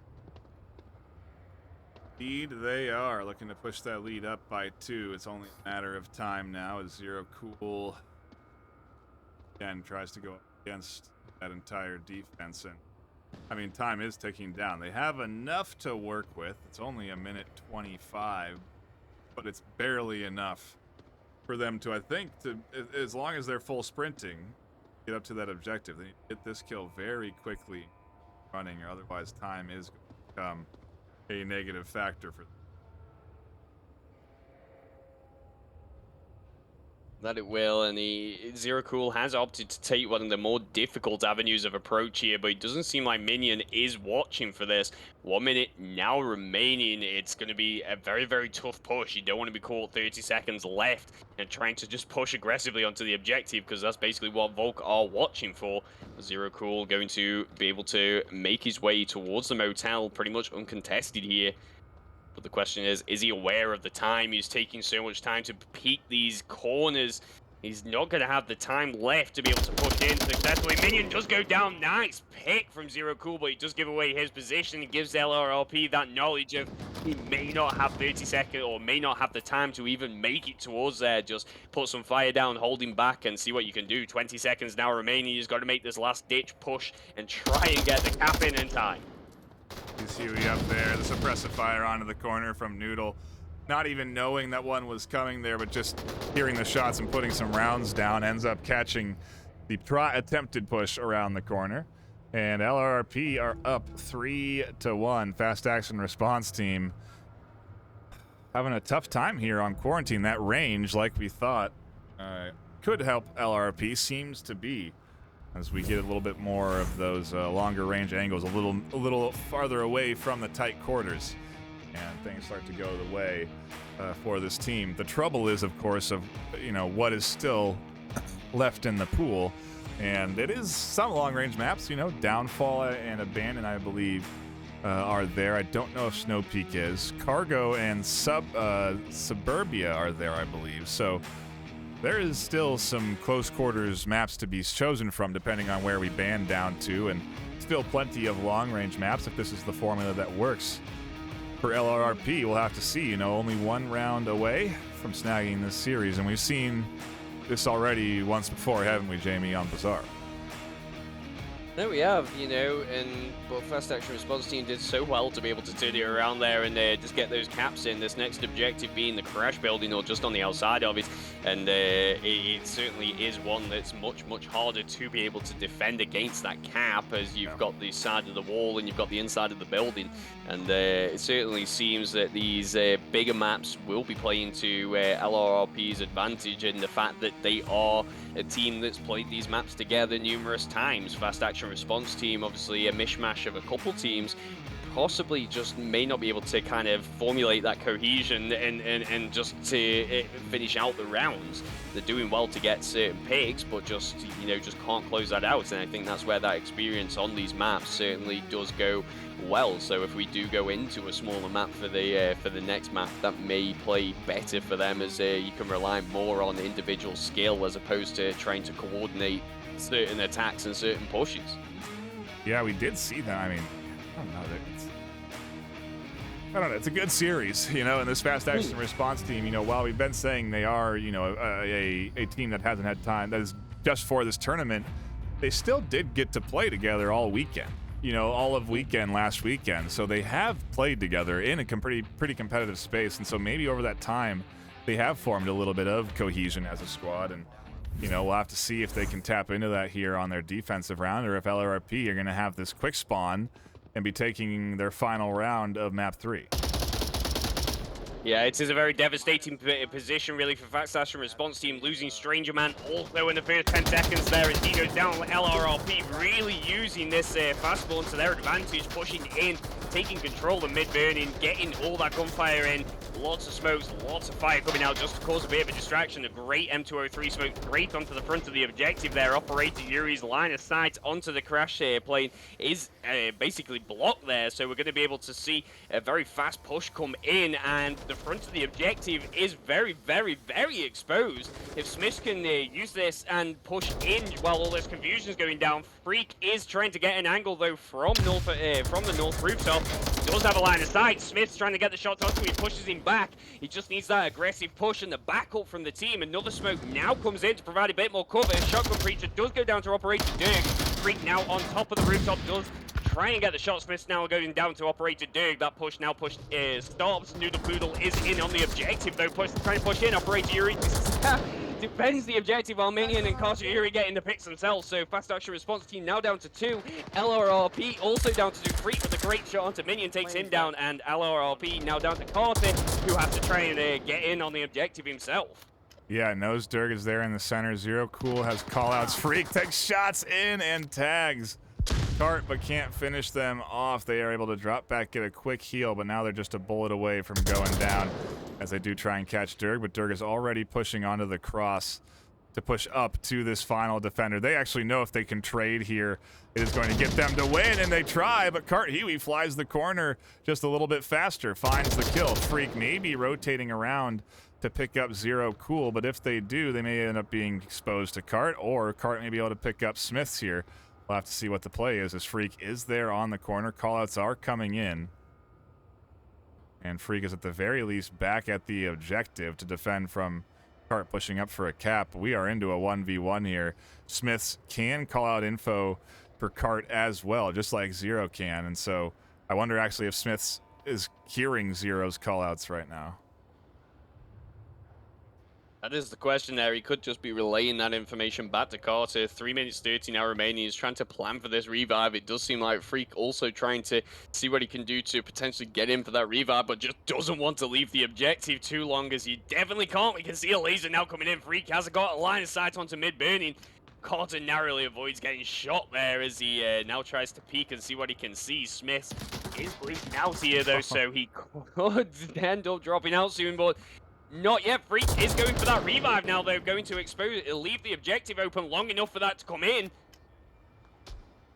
Seem to rotate back. Carter just poking and prodding, seeing what he can do. He's got plenty of time to be able to do this. Takes the correct avenue of approach for this revive here. Ooh. Zero is here calling out this information.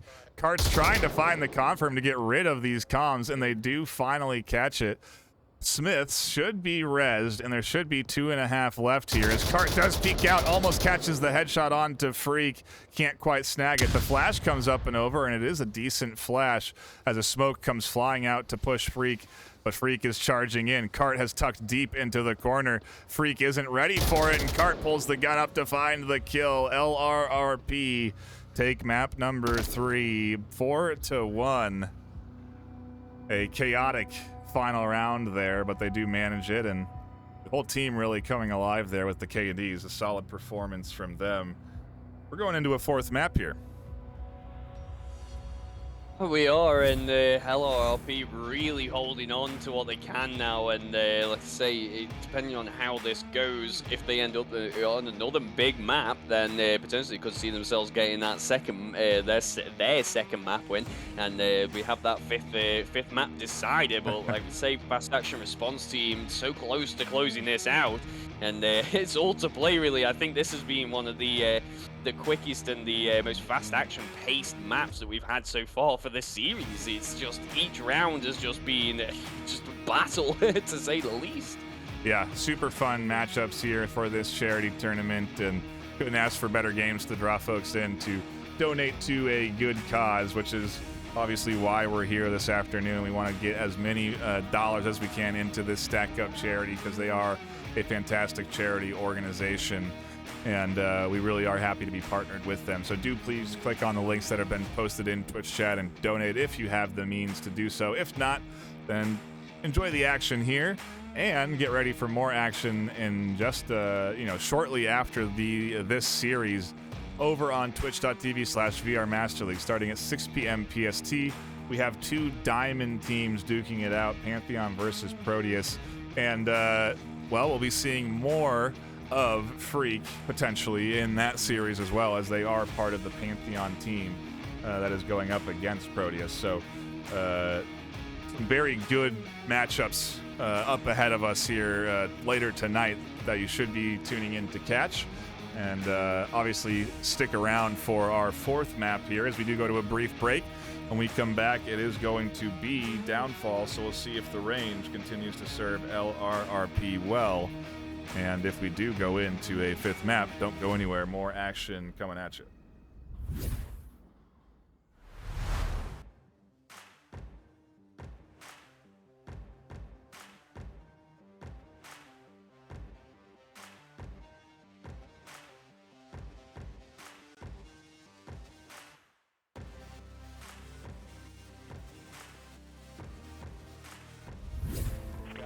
Enemy fire from the site. They're all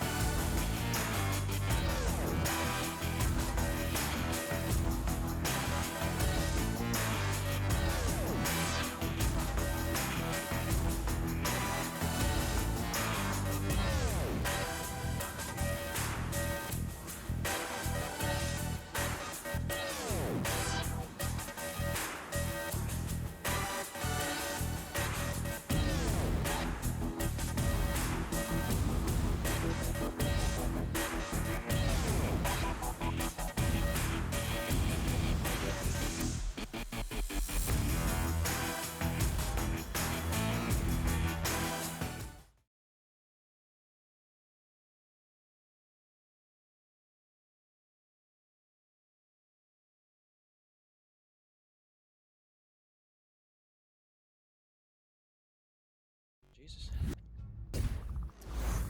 Welcome back, everybody. We are here for map number 4 of the best of 5 between Fast Action Response Team and LRRP in the ProTube VRStackUp.org charity tournament. It is a hype afternoon here of quality gameplay, and Cart's going to kick things off with an on-the-run shot onto Freak. Out the gate, identifying spawn and getting LRRP an early advantage in that 4v5 on defense. Very nicely done. Yuri, now hearing that, is going to be looking for any kind of shots through the window down onto that objective, but they're going to have to go up into the 3-story to have those angles, and that kind of exposes yourself a little bit, maybe more than Yuri would want. So instead, they are going to be on the hunt for Shotgun Preacher through the window, but not quite catching that angle. They do have that 12 times to make sure they do spot anything out from a distance, but for now at least they're not able to find much, and LRRP is tucked in and waiting for Fast Action Response Team to push down. Again, this range could be the missing ingredient for the LRRP team here this afternoon.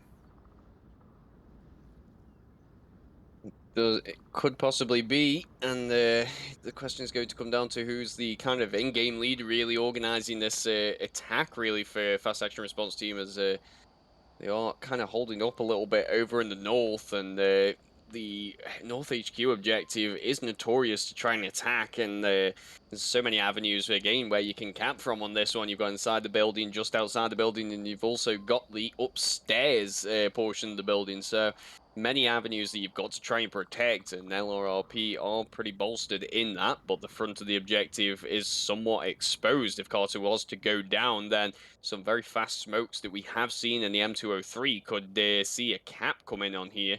But Fast Action Response Team are going to take it slow and just see what they can see, mainly from the North Hotel, and try and get those picks to allow that push in. But it's going to be somewhat difficult, as the positioning for LRRP is just pretty kind of meta, but it works. It locks down kind of approaches, and you just struggle on Marsoc to be able to make it through that open ground, and that's how generally Downfall does work, really. It's Volk picking off Marsoc as they're making those open ground approaches. Smith with a great pick onto Stranger Man as he's prone in front of North Hotel. Does go down by Operator Dirk. He is that and gets a fantastic refrag all the way from upper dumpster there, and slowly opens up this back approach here. Yeah. Nice shot there, connecting, and now the duo inside trying to discuss what their plan of approach should be. They still have, like you said, that one up in the high north side, Operator Yuri, who's looking down onto this defense, trying to catch out any rotations, and they do have a pretty solid setup still. Cart Huey is defending the main entryway up to the objective, and they have essentially 3 that are guarding the south, and that's a priority you do need to put in for defense, because that south side can be capped from inside the building. And so oftentimes teams do push that because it tends to be the weaker side of things. And so this is going to be a challenge for the likes of this duo and Yuri here in the north to try and work their way up through the south. And you can see already shots coming in as Zero Cool does get across unscathed. May have made it across unscathed, but he's still got a lot of ground to try and push here. Mid-hotel going to be the next thing for him and the Operator Dirk to try and contest, try and get those shots over onto the North HQ building. You know somebody's probably going to be sitting in that second floor, so may as well just take some pot shots and see what you can get. We're not going to connect there, so 2 minutes now remaining. This mid-hotel push certainly needs to come in very shortly, as that time will dwindle. The M203 smoke coming out will block that vision of North HQ, so the Operator Dirk and Zero Cool should be pretty safe in this approach, but Minion is covering the west. He just needs that sound kit or that knowledge from the gunshots that they are coming from this way, and then he will probably peek there and take them out on that approach. Dirk making the call out there to Yuri, saying that you've got to make the movement very shortly. He needs people in with him. Narrowly avoids getting taken down by Minion there, who is watching that angle. Operator Dirk going to try and take out Noodle Poodle over in mid-hotel. It's going to be a very, very tough push, but if he can get this, it will certainly open up the remainder of this attack here. Yeah, Dirk's playing a very reserved position, looking through the crack in some coverage there. It's going to be tough for Dirk to spot Noodle, and they're just going to put rounds through. They end up not finding the kill. Zero tries to catch it on the back, but can't, and Shotgun Preacher is there to find the back of Zero. No support over the north from Yuri, unfortunately, and so now it is going to be up to Yuri in this 1v3. 1v4, they get caught out by Noodle in the distance, and that's going to be LRRP taking round 1. Oh boy, we're on track for 5 maps here this afternoon, which is not what I expected with how things were rolling out with the start there at the very least. Yeah, it was definitely it looked like it was going to be a fast game. Yeah. But LRRP really have brought it back, got that reserve morale, and just pushing and holding these down.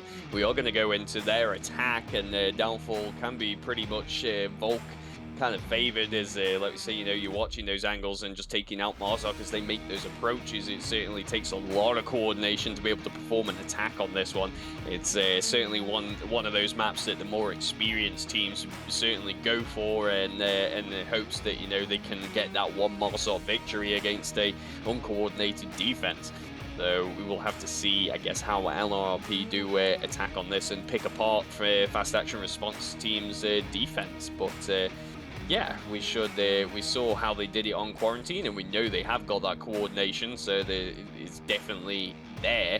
It's just putting that into play, and North HQ objective, I think, is out of the majority of the objectives, apart from the new ones, probably one of the more easier ones for Marzok to potentially get that cap or just take picks onto Volt. So we'll just have to see how that does go.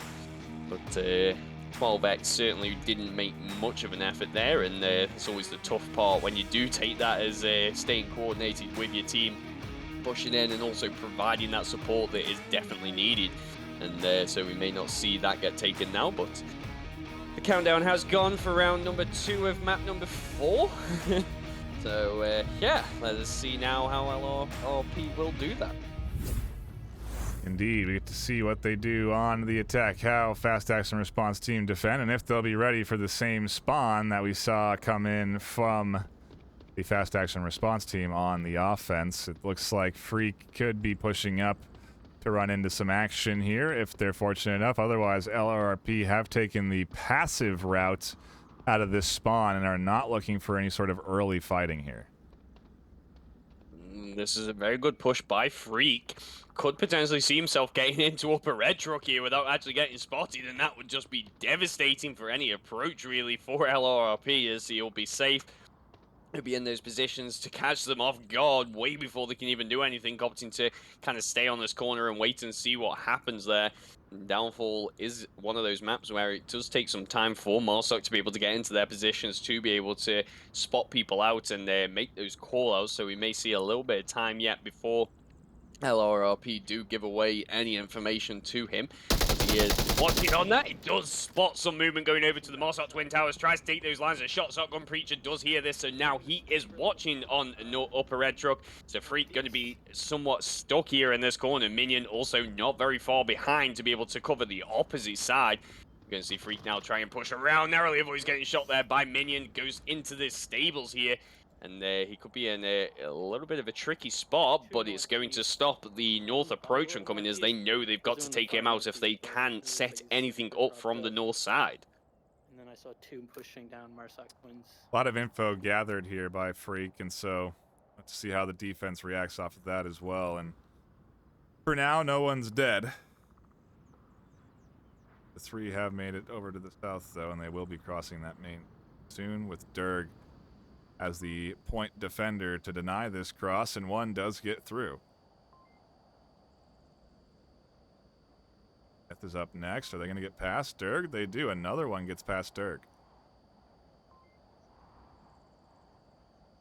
Comes the third. Can Cart Hughes get through? And they can. Durg ends up shooting the wall in front of them more. Now, oftentimes we see players turn their gun to clear the barrel, so that exact thing doesn't happen, because your eyes looking down the sights may be above the window, but your barrel of the gun is not. And so, unlike a lot of shooters in 2D where bullets come out of your chest or head, the bullets come out of the gun and the barrel of the gun, and so you have to manipulate that barrel sometimes to get over clearings.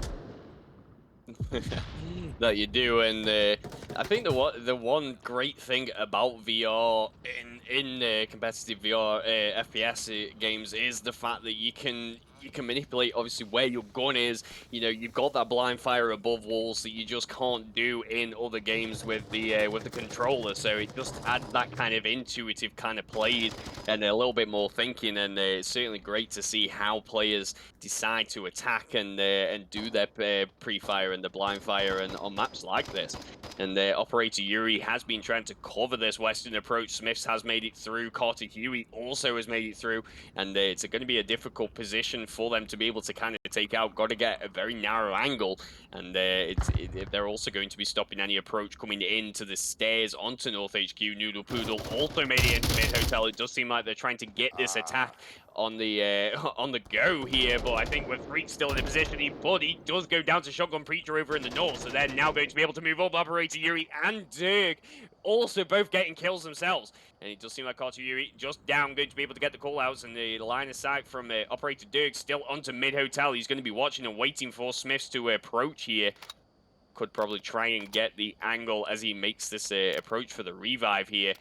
Fast Action Response Team looking very strong for this final couple minutes here, and the smoke now coming out, giving away the information of this revive coming in. Didn't quite cover much, but it doesn't seem like there is much of a line of sight. Operator Yuri is watching though and waiting for this revive to come out, so it's going to have to be quick, and they're going to have to get out the way as quick as they can.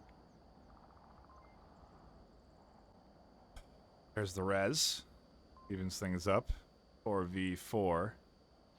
But again, there's some eyes dialed in there. Yuri in particular definitely looking for kills, and they take the challenge under fire, and they find the head of their opponent. Cart goes down. They've been playing well so far today, but Yuri does definitely confirm that kill that time. And so now the advantage back into Fast Action Response Team's hands. 4v3 as Smith shoots out an M203 smoke that I don't believe denies Yuri any vision, so they still have a line there, but it does block them from seeing Smiths, I suppose. So Smith should be able to push out and get down the stairs at the very least. say that though, they do get taken down. Stranger Man also finding Minion on his approach, and the North now coming in. Shotgun Preacher got to try and attack onto Zero Cool. It does seem like his positioning is somewhat unaware to a fast action response team, but 35 seconds now remaining. The beeper is going to go, signaling that he has to move in, and it may not just have that time. Zero Cool in a very powerful position to be able to stop this cross through here. And it does seem like Shotgun's going to try and ride out the time as best he can, try to clear this building, and it's not going to work in his favor though. There's pre-fire coming out from Zero Cool to try and distract Shotgun. He is going to try and make that peak, does make the peak, and unfortunately goes down to goes down to Stranger Man, should I say, and fast action response team will successfully defend the objective themselves. Yeah, solid defensive hold there. That objective in particular, pretty challenging to cap on. Very rarely have I seen it done, and only really when teams make mistakes do you see the gaps in coverage open up for something like that to be capped on. But regardless, a nice back and forth we find ourselves into here for map number 4. It's really what we've had all series, truly. I mean, 4-3 on map 1, an interesting 4-1 on map 2, but then a counter 4-1 on map 3. So again, the back and forth, a common trend here in this best of 5 that we've been seeing so far. And happy that we are broadcasting this one here on these channels. And yeah, it's great games, again, for a great cause. I think the goal been narrowed down to $2,000, so only $860 away from that goal. So we'll certainly be driving donations towards that for the rest of today and tomorrow, as again, there is more charity action tomorrow in the afternoon, early morning, depending on where you're at. 1 p.m. EST, 10 p.m. PST. We will be having the T-Rex bracket, duking it out live on this channel here. We will also be having regular season matches live on venues tomorrow afternoon at 12 p.m. PST. So much like today, or after this tournament, we'll be jumping over to venues for the venues broadcast at 6 p.m. PST between 2 Diamond squads. But we'll also be doing that tomorrow afternoon as well. Although the charity stream could potentially go longer, and so there may end up being a host at mid-round or whatever. But a lot of Onward action is the point I'm getting to right now. There's a lot of Onward ahead of us here, both tonight and tomorrow. This is not even close to the end, even if we do end up wrapping up here on map 4. Again, there's still a whole series left for tonight, so plenty of content to enjoy, so do stick around for that. A reminder, though, that will be over on twitch.tv/VRmaster. Excuse me, twitch.tv/VRmasterleague. Got attacked by the hiccups. And that's where you'll catch that action later tonight. But for now, we go back to it on map 4 in the ProTube VR Stack Up Charity Tournament with Fast Action Response Team and LRRP, who I've now been told means Long Range Reconnaissance Patrol or something of the sort. So the long range benefits certainly making sense with their name. That it is, and from the goings on in chat, it does seem like that it was a actual kind of unit in the Vietnam War. So it's good to see how teams do, correlate some of their own teams. And I believe Shotgun Preacher's father was on that, was in that unit themselves. So nice to see how these do go over into there. And also, this is all for, we're doing this for the veterans also. So it's nice to see that again correlation coming into the game and the teams they're playing. So it's always nice to be able to obviously help out and get that information over. But the Fast Action Response Team now on the attack, going to try and operate from the north here. Very similar style of attack with a very similar style of defense, really just surround the objective, take out Marsoc on their approach. But we could see Fast Action Response Team gain a little bit more ground than they were allowed before, as most of the sites are over in the north. So this south approach could be pretty destructive, really, to this LRRP defense. Yeah, we'll have to see what the coverage looks like and what their approach pattern looks like, because right now there's some pretty standard angles covered here. You have, Smiths watching the main street cross. Eventually, once you push down this south street, you have the Minion in that window, and then Shotgun Preacher on an even later angle in the basement. So there's a lot of coverage in the south. It's just later on for the most part, outside of the minion who could catch out kills a little bit earlier if they do decide to peek, but they're also trying to minimize that peeking because they don't need to. They can allow this offense to come to them and be exposed out in the open trying to push the objectives. So, all a matter of timing and patience. The shots do come in, but don't connect from the likes of the minion. Freak able to duck down and dodge those. Yeah, and this is generally how Downfall does play out. Noodle Poodle with a great pick, double kill onto Stranger Man and Operator Yuri. Does put a stop to that kind of central approach there. They bunched up and got punished for that. So the brunt of the attack now got to come in from the south, which definitely isn't a position you want to be in, where you can just allow Volk to just basically cover that south and just lock it down, basically. It's how most attacks do get shut down here. So we're going to need to see some rotation come in from Fast Action Response Team to just continue trying to split the LRRP defense. But that is a lot easier said than done when things are going on. Freak out in the open, does get spotted by Noodle Poodle, who takes him down from mid-hotel. Fantastic positioning and just great situational awareness to be able to take out the attacking members. Yes, indeed. Smoke's coming out towards objective. Are they really going to be enough, though, to deny enough vision for these duo to work their way forward with 2:17 left on the clock? Looking pretty good for LRRP's favor. We've seen big comebacks, though, and a lot of 1v3s already today, so it's not out of the works just yet. It's not out of contention just yet, but if they do decide to try and push from longer angles, that's when they're going to find some trouble with all of these different coverage points. Is just not an easy objective to be pushing on. And especially now with 5 still left alive in a minute 40, it's even probably an accurate kill count for LRRP. They're really feeling confident in the defense, and all they have to do is just hold down. But what they currently have now, which is a really nice kill box around the objective. They do, and I'm really liking the look of it. It is a bit of a kind of meta kind of defense, but you know, it's a similar defense we've seen for years, but it works. You know, why try and reinvent the wheel when you know you can use something that does work? So just great knowledge and from LRRP, and closing this down. We've seen a little bit of gunfire coming out there. Zero Cool trying to see what he can see. Carter Huey also trying to spot what he can, and it's just not going to be able to connect onto Zero Cool, who gets a smoke out onto the objective to try and allow this push to come in. Operator Dirk has got to kind of get in, but Shotgun Preacher has made a bit of a rotation around the brothel to be able to cover this western approach, and not going to spot Operator Dirk though on his approach. Noodle Poodle and Zero Cool having a trade in the mid-hotel though does open up that approach. 35 seconds remaining. Shotgun Preacher does get the shots on Operator Dirk, and LRRP will take their second point for map number 4. We keep trading. Keep trading Probably down the way these rounds. Yeah, I know. I feel like we're on track for a round 7 at this stage. Whew. Yeah, and a map 5 decider as well. Yeah, we'll have to see how far we go. But yeah, I mean, some good kills coming through there. 6 and 2 for Noodle there for LRRP.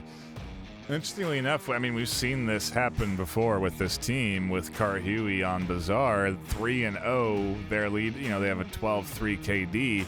And they end up losing that whole map 4-2 or 4-3. So even though they have a lead, they really can't get too comfortable with a team like Fast Action Response Team. They're capable of putting up quick points with caps, and so, you know, Downfall may be long range, but there are objectives that are easier to cap than others, and you know, depending on where the objective is placed and at what point that is, there could be an opportunity for Fast Action Response Team to get another cap, because we've seen them go for it I think on every map. Bazaar, Subway. We saw the capped attempts on Quarantine, but they didn't come through. So you know, a team that definitely has that cap on the mind, and it really does depend on the objective. Right now they'll go on defense, so obviously that opportunity not present, but still a solid back and forth here this afternoon between these two teams. They are competing for what is a good amount of prize pool there, with donations coming in from several of our the sponsors, HyperX and VR Cover.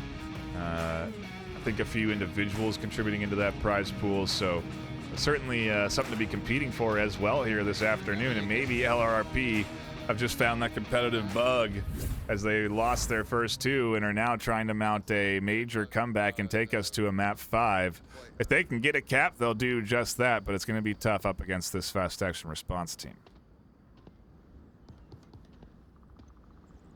It could potentially be a bit of a difficult challenge to get this cap. We're seeing that meta defense come back, but a very slight variation. Stranger Man over here taking the central sandbags, a very good position to be able to take, and especially if you don't get spotted there. And obviously he hasn't, as the majority LOLP are pushing from the valley.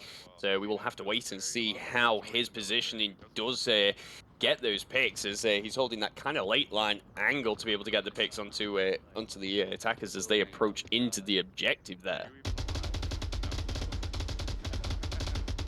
Shots coming out from Carter Yui onto Freak over into the mid hotel. Doesn't quite land them. He has to get prone to narrowly avoid getting taken down there. So, but it gives that signal that the approach is coming in from the south, and potentially a fast action response team could adjust to this and shut this down.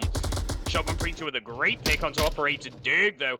Does start to slowly open up this approach. That's North HQ down. You've just got to kind of take out those meta spots on those meta buildings that you know where people are probably going to be. But a lot of the angles being held by Fast Action Response Team are kind of late angles, so they're going to be waiting for the approaches to come in. Operator Yuri with that 12x does get Noodle Poodle and takes him down to give them, oh well, to make it 4v4 now. Even the odds, just a touch, as they try and cross to get more control of this southwest side. The idea being to push in from the west, but they still do have to worry about folks like Operator Yuri, who has good line of sight down here.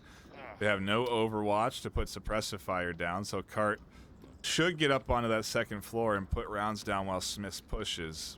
We'll have to see if they coordinate that up. And meanwhile, the third Shotgun Preacher still here. They have one in the north as well. They haven't pushed forward yet, and ooh, that's going to be a big kill. Yuri going down in the south really opens up that west side. That certainly will be that crucial pick there. Operator Yuri was the one with the 12x, so probably getting those lines of sight and just making those call-outs to the team of the positioning of the enemy. And I must say, I'm liking this style of approach for the attack from LRRP. And usually you'll see more of a split kind of attack with 2 or 3 going the north and then 2 or 3 going the south. But they're very heavily invested in this south approach, and it's really working well in their favor. All they've got to do is kind of take out Freaky here at mid-hotel, and then get that knowledge of Stranger Man's positioning. But Shotgun Preacher's going to go down to Freak. He is not going down without a fight in mid-hotel. He is going to hold as best he can. Gets a nice flank onto Smith, but unfortunately can't follow through. Does go down, so mid-hotel now open a team kill. The team kill, not what you wanted there. Carter does take down Smith, so LRP are down to 2 attackers taking on 2 defenders. Stranger Man in that position could potentially close out, as there's going to be no refrag opportunity available unless Carter and the minion can kind of get this attack in together here. Oh, Stranger Man takes shots up through the center. That exposes their position, and now potentially shots from the minion could come through, but minion doesn't have a line here, so Stranger is going to try and hold down Carter Huey here from pushing forward from the 3-story, and they're going to catch the head. Down they go, and it's all up to the minion in the north as they're alone in a 1v2. Did say I was liking the look of that attack. It was just looking so strong there in the south. I mean, this is the closest Marsot round we've had so far tonight. And in the defenders going down, you know, I think we saw 1, maybe even 2, but not this many. So unfortunately now, though, Minion is all alone. Got a very tough push, but he does have the advantage of the fact there isn't 5 up. So he could potentially find himself a little gap in cover and find his way onto the objective. And 1 minute 30 coming up remaining. He should have a clear line to the objective, which should be uncontested, as there's going to be not a lot of cover here in the north. Zero Cool and Stranger Man opting to just basically get that kind of crisscross defense on the front side of the objective. So a push coming in from the north could find its way through, like I say, without too much of an issue, really. 1 minute left on the clock. Not a lot of time left. But not a lot of coverage on this side either, so they actually be able to work their way up here. Ranger Man should see this rotation. They do, and the shots come in up through the middle. Just like that, Jamie, we keep things tied, keep things trading. It's 2-2 here on map 4. And, you know, now the pressure starts to kind of mount up farther and farther, especially for the LRRP team, because, you know, they get closer and closer to elimination as they trade down here, you know, or at least the potential for elimination is very much present there. So we'll have to see if that pressure ends up negatively impacting either one of these squads. But Downfall so far definitely delivering on a good back and forth. Our next objective takes us back in some ways to the west, a very similar location to our first objective, but it is also very different in that you can cap from inside the building that it is in front of the objective, and so it adds another element that you have to defend from versus the kill blocks that you can set up. But with how LRRP defended, I almost kind of anticipate a similar defensive kill box to be deployed here this afternoon. So we'll have to see what we get on the defensive side of things. And on another note, we did have 100 anonymous dollars come in on the donation list. So we are now up to $1,231. A huge shout out to that $100 donation. We really do appreciate that support. The anonymous individual who did do that, we do appreciate that a lot, and really nice to see the charity value driving up here. We have today and tomorrow to boost this charity up, so do be sure to tune in for tomorrow's T-Rex Bracket Finals, 1 p.m. EST, 10 a.m. PST. Ooh, that's a lot of... don't... Good thing I'm not dyslexic, or that one would get twisted up, but... Either way, back into the action we go for map number 4, round number 5. Yep, and like we've been saying, all for a very good cause. We've all seen the harrowing footage during the kind of intermissions there, and stats and figures not great, so it's good to see these guys obviously all coming in, banding together to just show solidarity and support for veterans and anyone who is struggling. So yeah, just fantastic play. And one thing we didn't get to mention before going into this is the varying kind of Volk spawns that you do get on this objective, and that does change up how you can defend. We did see the kind of more northern spawn there, so a bit of a split, and Smith's in a very kind of off-the-cuff kind of spot here, just covering the kind of northeast area. He's going to get some nice long-range sight, potentially take people out as he does get the shots onto Operator Yuri. Only down, though, so not going to be able to confirm them, but he can watch those stairs now and make sure nobody goes in for that revive, and use that as a bit of bait. Minion also finding the pick onto Free. Just some fantastic positioning by these guys to be able to get these shots in and put a stop to the attack as before it even actually begins. Yeah, nice job there as Stranger tries to get up to the stairs, and here we're seeing that turned gun to clear the barrel technique here by Smiths, minimizing their exposure and essentially shooting the bullets out of their eye versus just slightly beneath it by turning that gun sideways. So very nice job there to catch out that kill with minimal exposure. And I mean, it's 2 that are resable, but I'm not seeing that res attempt. Instead, I think we're seeing Zero Cool rotating over to their teammate and kind of forfeiting those 2. Who shot you and from where?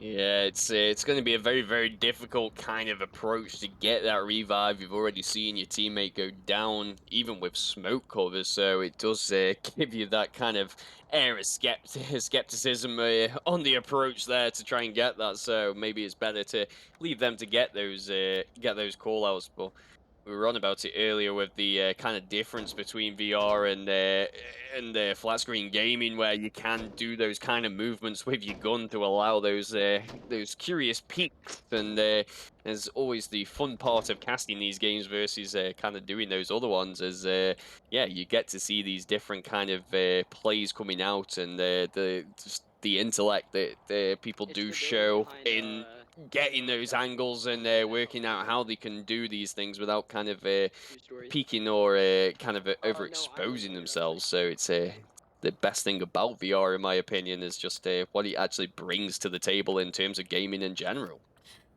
Yeah, do agree with you there. It's like what I mean, got us into all this in the first place is that virtual reality component. But either way, we are here enjoying the 2D action while the players sweat it out and try and find kills in a 2v5.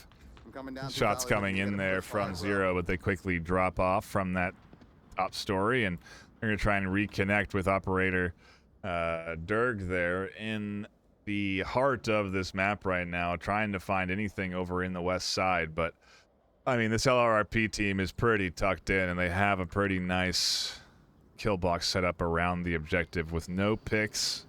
It's definitely going to be a tough effort here to push up to this objective, especially for a duo.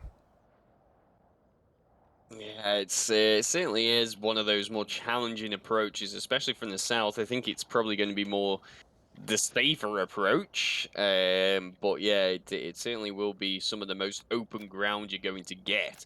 So that smoke not going to really do a lot other than kind of block a little bit of vision, but it's not going to allow any approaches coming in. Zero Cool going to just take some pot shots onto some known positions, but the defenders aren't there, and LRRP are doing well to just stay tucked in and not get too peaky, knowing that they've got those 3 kills, and they could move around to try and get into some better angles, but why change what's been working and just keep these defenses locked down and, let me say, you know, right into that 5th map. But still got a couple more rounds to go yet before we do get there. We can see Noodle Poodle hovering over Zero Cool, trying to see what angle he can get on there. Zero Cool just trying to see if he can get any lucky shots there onto known positions. But these LRP side have taken a couple kind of different spots to be able to defend this objective, changing things up from when they did defend the opposite side. But yeah, it's 1 minute now remaining. Zero Cool is approaching in on the mid-hotel, trying to get the shot onto Noodle Poodle. A little bit of a battle going on here. It's a very important position to be able to hold mid-hotel, as it does give you a lot of lines of sight onto the objective and just any of the surrounding areas. But the timer is going down. 45 seconds now remaining. And this kill needs to come in, and Fast Action Response team need to work out how they're going to commit to the rest of the attack here. They're really being held down by Noodle here. Nade does come up. Good flash, catches one of them. Oh, a team kill? Oh no, Zero knifed somehow their teammate.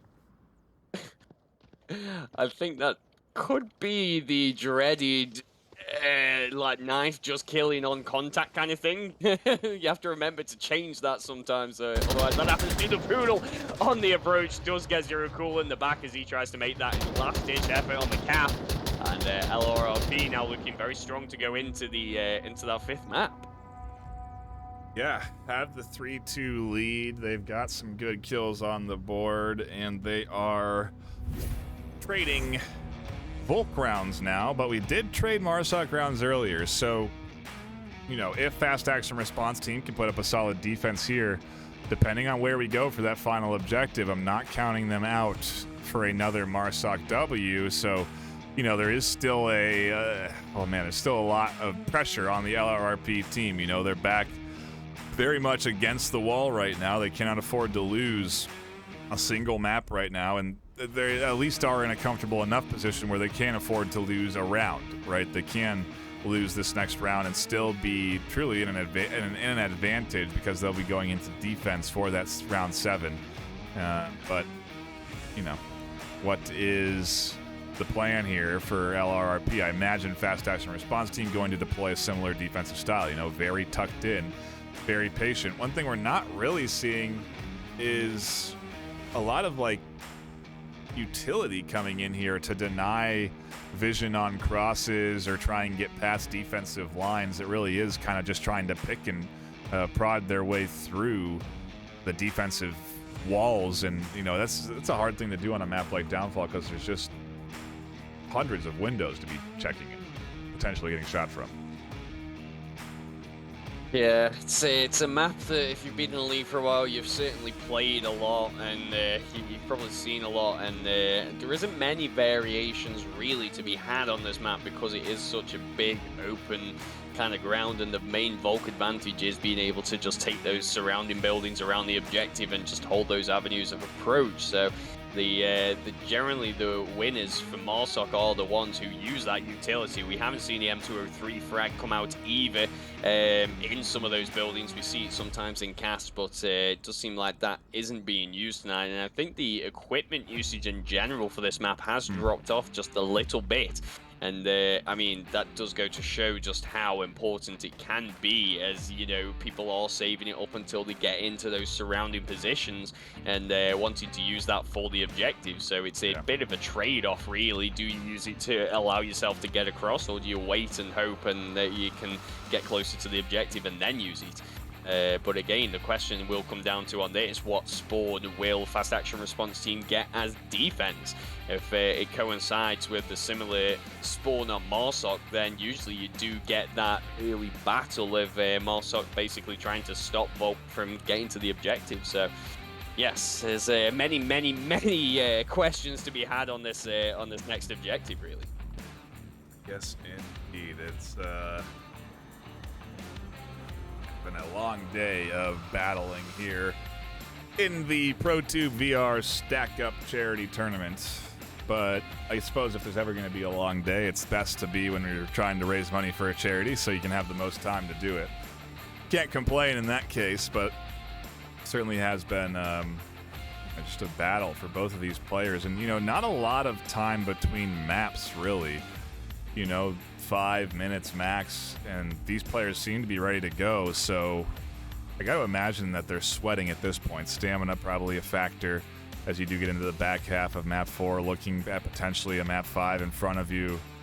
It's a lot of Onward to have played, so I don't envy the players sweating away in the headsets right now either, but I'm sure they're also having a pretty good time, as this battle has been great to, I mean, it's been a great back and forth, and we're watching it, enjoying it, but you know, these back and forths are even more enjoyable for the players that are playing them, you know, that are partaking in it, because they're the ones that are under the pressure, feeling their heart race in the middle of the action, and you know, clutching 1v3s on Subway. So it certainly is exciting to watch, and happy that the players do partake and enjoy in this charity tournament. And again, a shout out to the VR charity organization. We do appreciate all of the work that they do for the charity community, but in particular for Onward, where they do have hosted a couple of charity tournaments already. And so a big shout out to F. Lipinski and the team. And yeah, we got to get this banner updating. I'm not sure why it's not, but we'll get on that shortly. Anyway, we are up to now 1,231 as we have added that extra $100 in from Anonymous. So right now we are just waiting for a fifth to reconnect from LRRP, and then we will get back into it. So there they are. And is that a sub? I think it is, right? Oddball coming in here. I think he is on the LRP kind of side. Yeah, he's on their roster, so maybe just bringing him in, you know, give him some play, and sometimes, you know, bringing in a fresh player, it certainly helps. You know, I mean, we've been casting this for about 2.5 hours now, so the teams, they've been playing for that long, and there's a lot of variables that do come into it, as we were on about. Just, you know, you got to think about the fact that the players have been playing for that time. Can they commit to the full, you know, 3.5 hours that potentially could be for these kind of final situations? It's very much so a kind of battle of the kind of who can stay in the longest, really. You know, so yeah, it's good to be able to draw on that kind of reserve player for these kind of moments, really. Yeah, and back into the action we go for our what could be final round of map number 4. We'll have to see how this shakes out. If Fast Action Response Team can put up a defensive round, take this to a round 7, or if LRRP are going to bury the hatchet here and move us on to a map 5. Where does that take us? I do wonder. I think there's only going to be one ban available, and then it's either, I mean, I would imagine abandoned or a close quarters map like Cargo or Suburbia. I'm not sure exactly what's left on the map pool off the top of my head. I'd have to do some research. But regardless, there's a minimal amount of choices left here for that 5th map, so could be exciting to see where we're headed if we get there. We still have to figure out if we're getting there because, well, LRP haven't locked it in yet. We've seen good defensive rounds, and I like the call-outs there. Cart Huey saying there might be one at Sandbags. That's them kind of reading the previous defense and anticipating that they'll deploy something similar. And sure enough, Stranger Man is there at the Sandbags. That he is, and I think Carter may have just seen the kind of push from the helicopter there to the sandbags, so probably just saw a little bit of a glimpse. But yeah, also reading the situation on that last one when they were defending this objective, they knew he took that, and that's what you've got to be doing really as a player, is just mentally taking note of where people are. We saw the last attack by LRRP come very, very, very close, actually. So it will be interesting to see how this goes. Zero Cool with it, going to kick things off with the first pick onto Shotgun Preacher, though, and slowly putting a stop to the approach from the north. And again, we're going to see a very heavy push coming in from the south. More gunshots coming out do connect onto Noodle. He has to use a syringe, so he's going to be a breath away from death there. Seeing more lasers coming in as Noodle Poodle's now getting locked into the stables. Does go down to Stranger Man, though, from the sandbags. Yeah, that's the value of that sandbag position. You can kind of catch alternate angles on the players that aren't anticipating it. Cart does catch Freak trying to peek up in that middle 3-story, and that's kind of a big loss. Certainly does open up the opportunity to take control of that 3-story for LRRP, and it really makes it so that Stranger Man has to defend entry into that building. Otherwise, it is going to be, I don't think, too much of a challenge to get into that 3rd story there. No, the next position really that's going to be taken out is going to be either Operator Dirg or Stranger Man, and there's not a lot of sound cues to know where they are. But like you say, you know, taking that mid-hotel 3-story is certainly going to be a very powerful position to hold. And Carter should have a good line of approach there. He's just got to make his way past Stranger Man. But I am liking the Luca Fast Action Response Team at the moment. These defensive positions are so strong. Operator Yuri with a nice long-range shot onto Oddball, though, does take him out the fray. So we are down to 2 attackers now trying to take on 4 defenders. Yeah, they were really trying to set up a rotation to get around Zero Cool, but they couldn't get past that Operator Yuri line, and so now it is just the duo of LRRP trying to guess at this stage where the rest of this defense is, because they don't seem to have a good idea.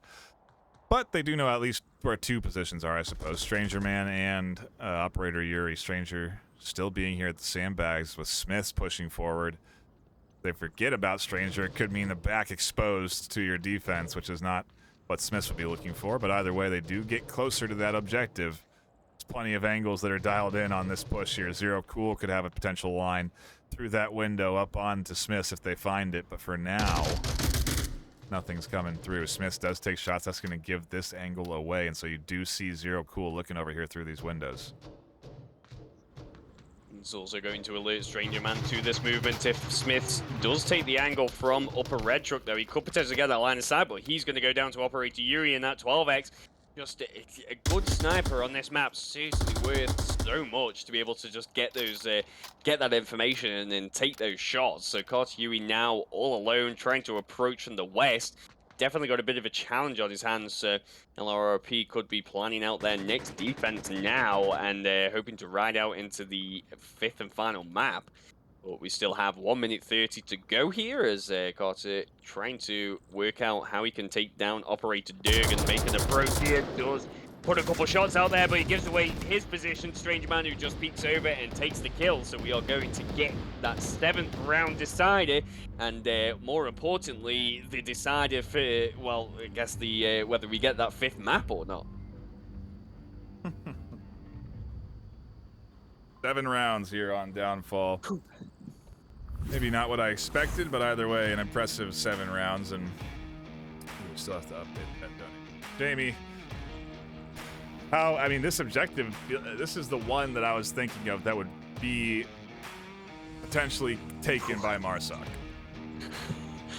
Yeah, it's a tough one. It does depend on the spawn, in my opinion. If you get either Marsoc or you get the West spawn, then it definitely plays into Marsoc's favor. They can get around the objectives so fast, much faster than what Volt can, and they can also stop any kind of avenues of approach from the objective building into the kind of west there.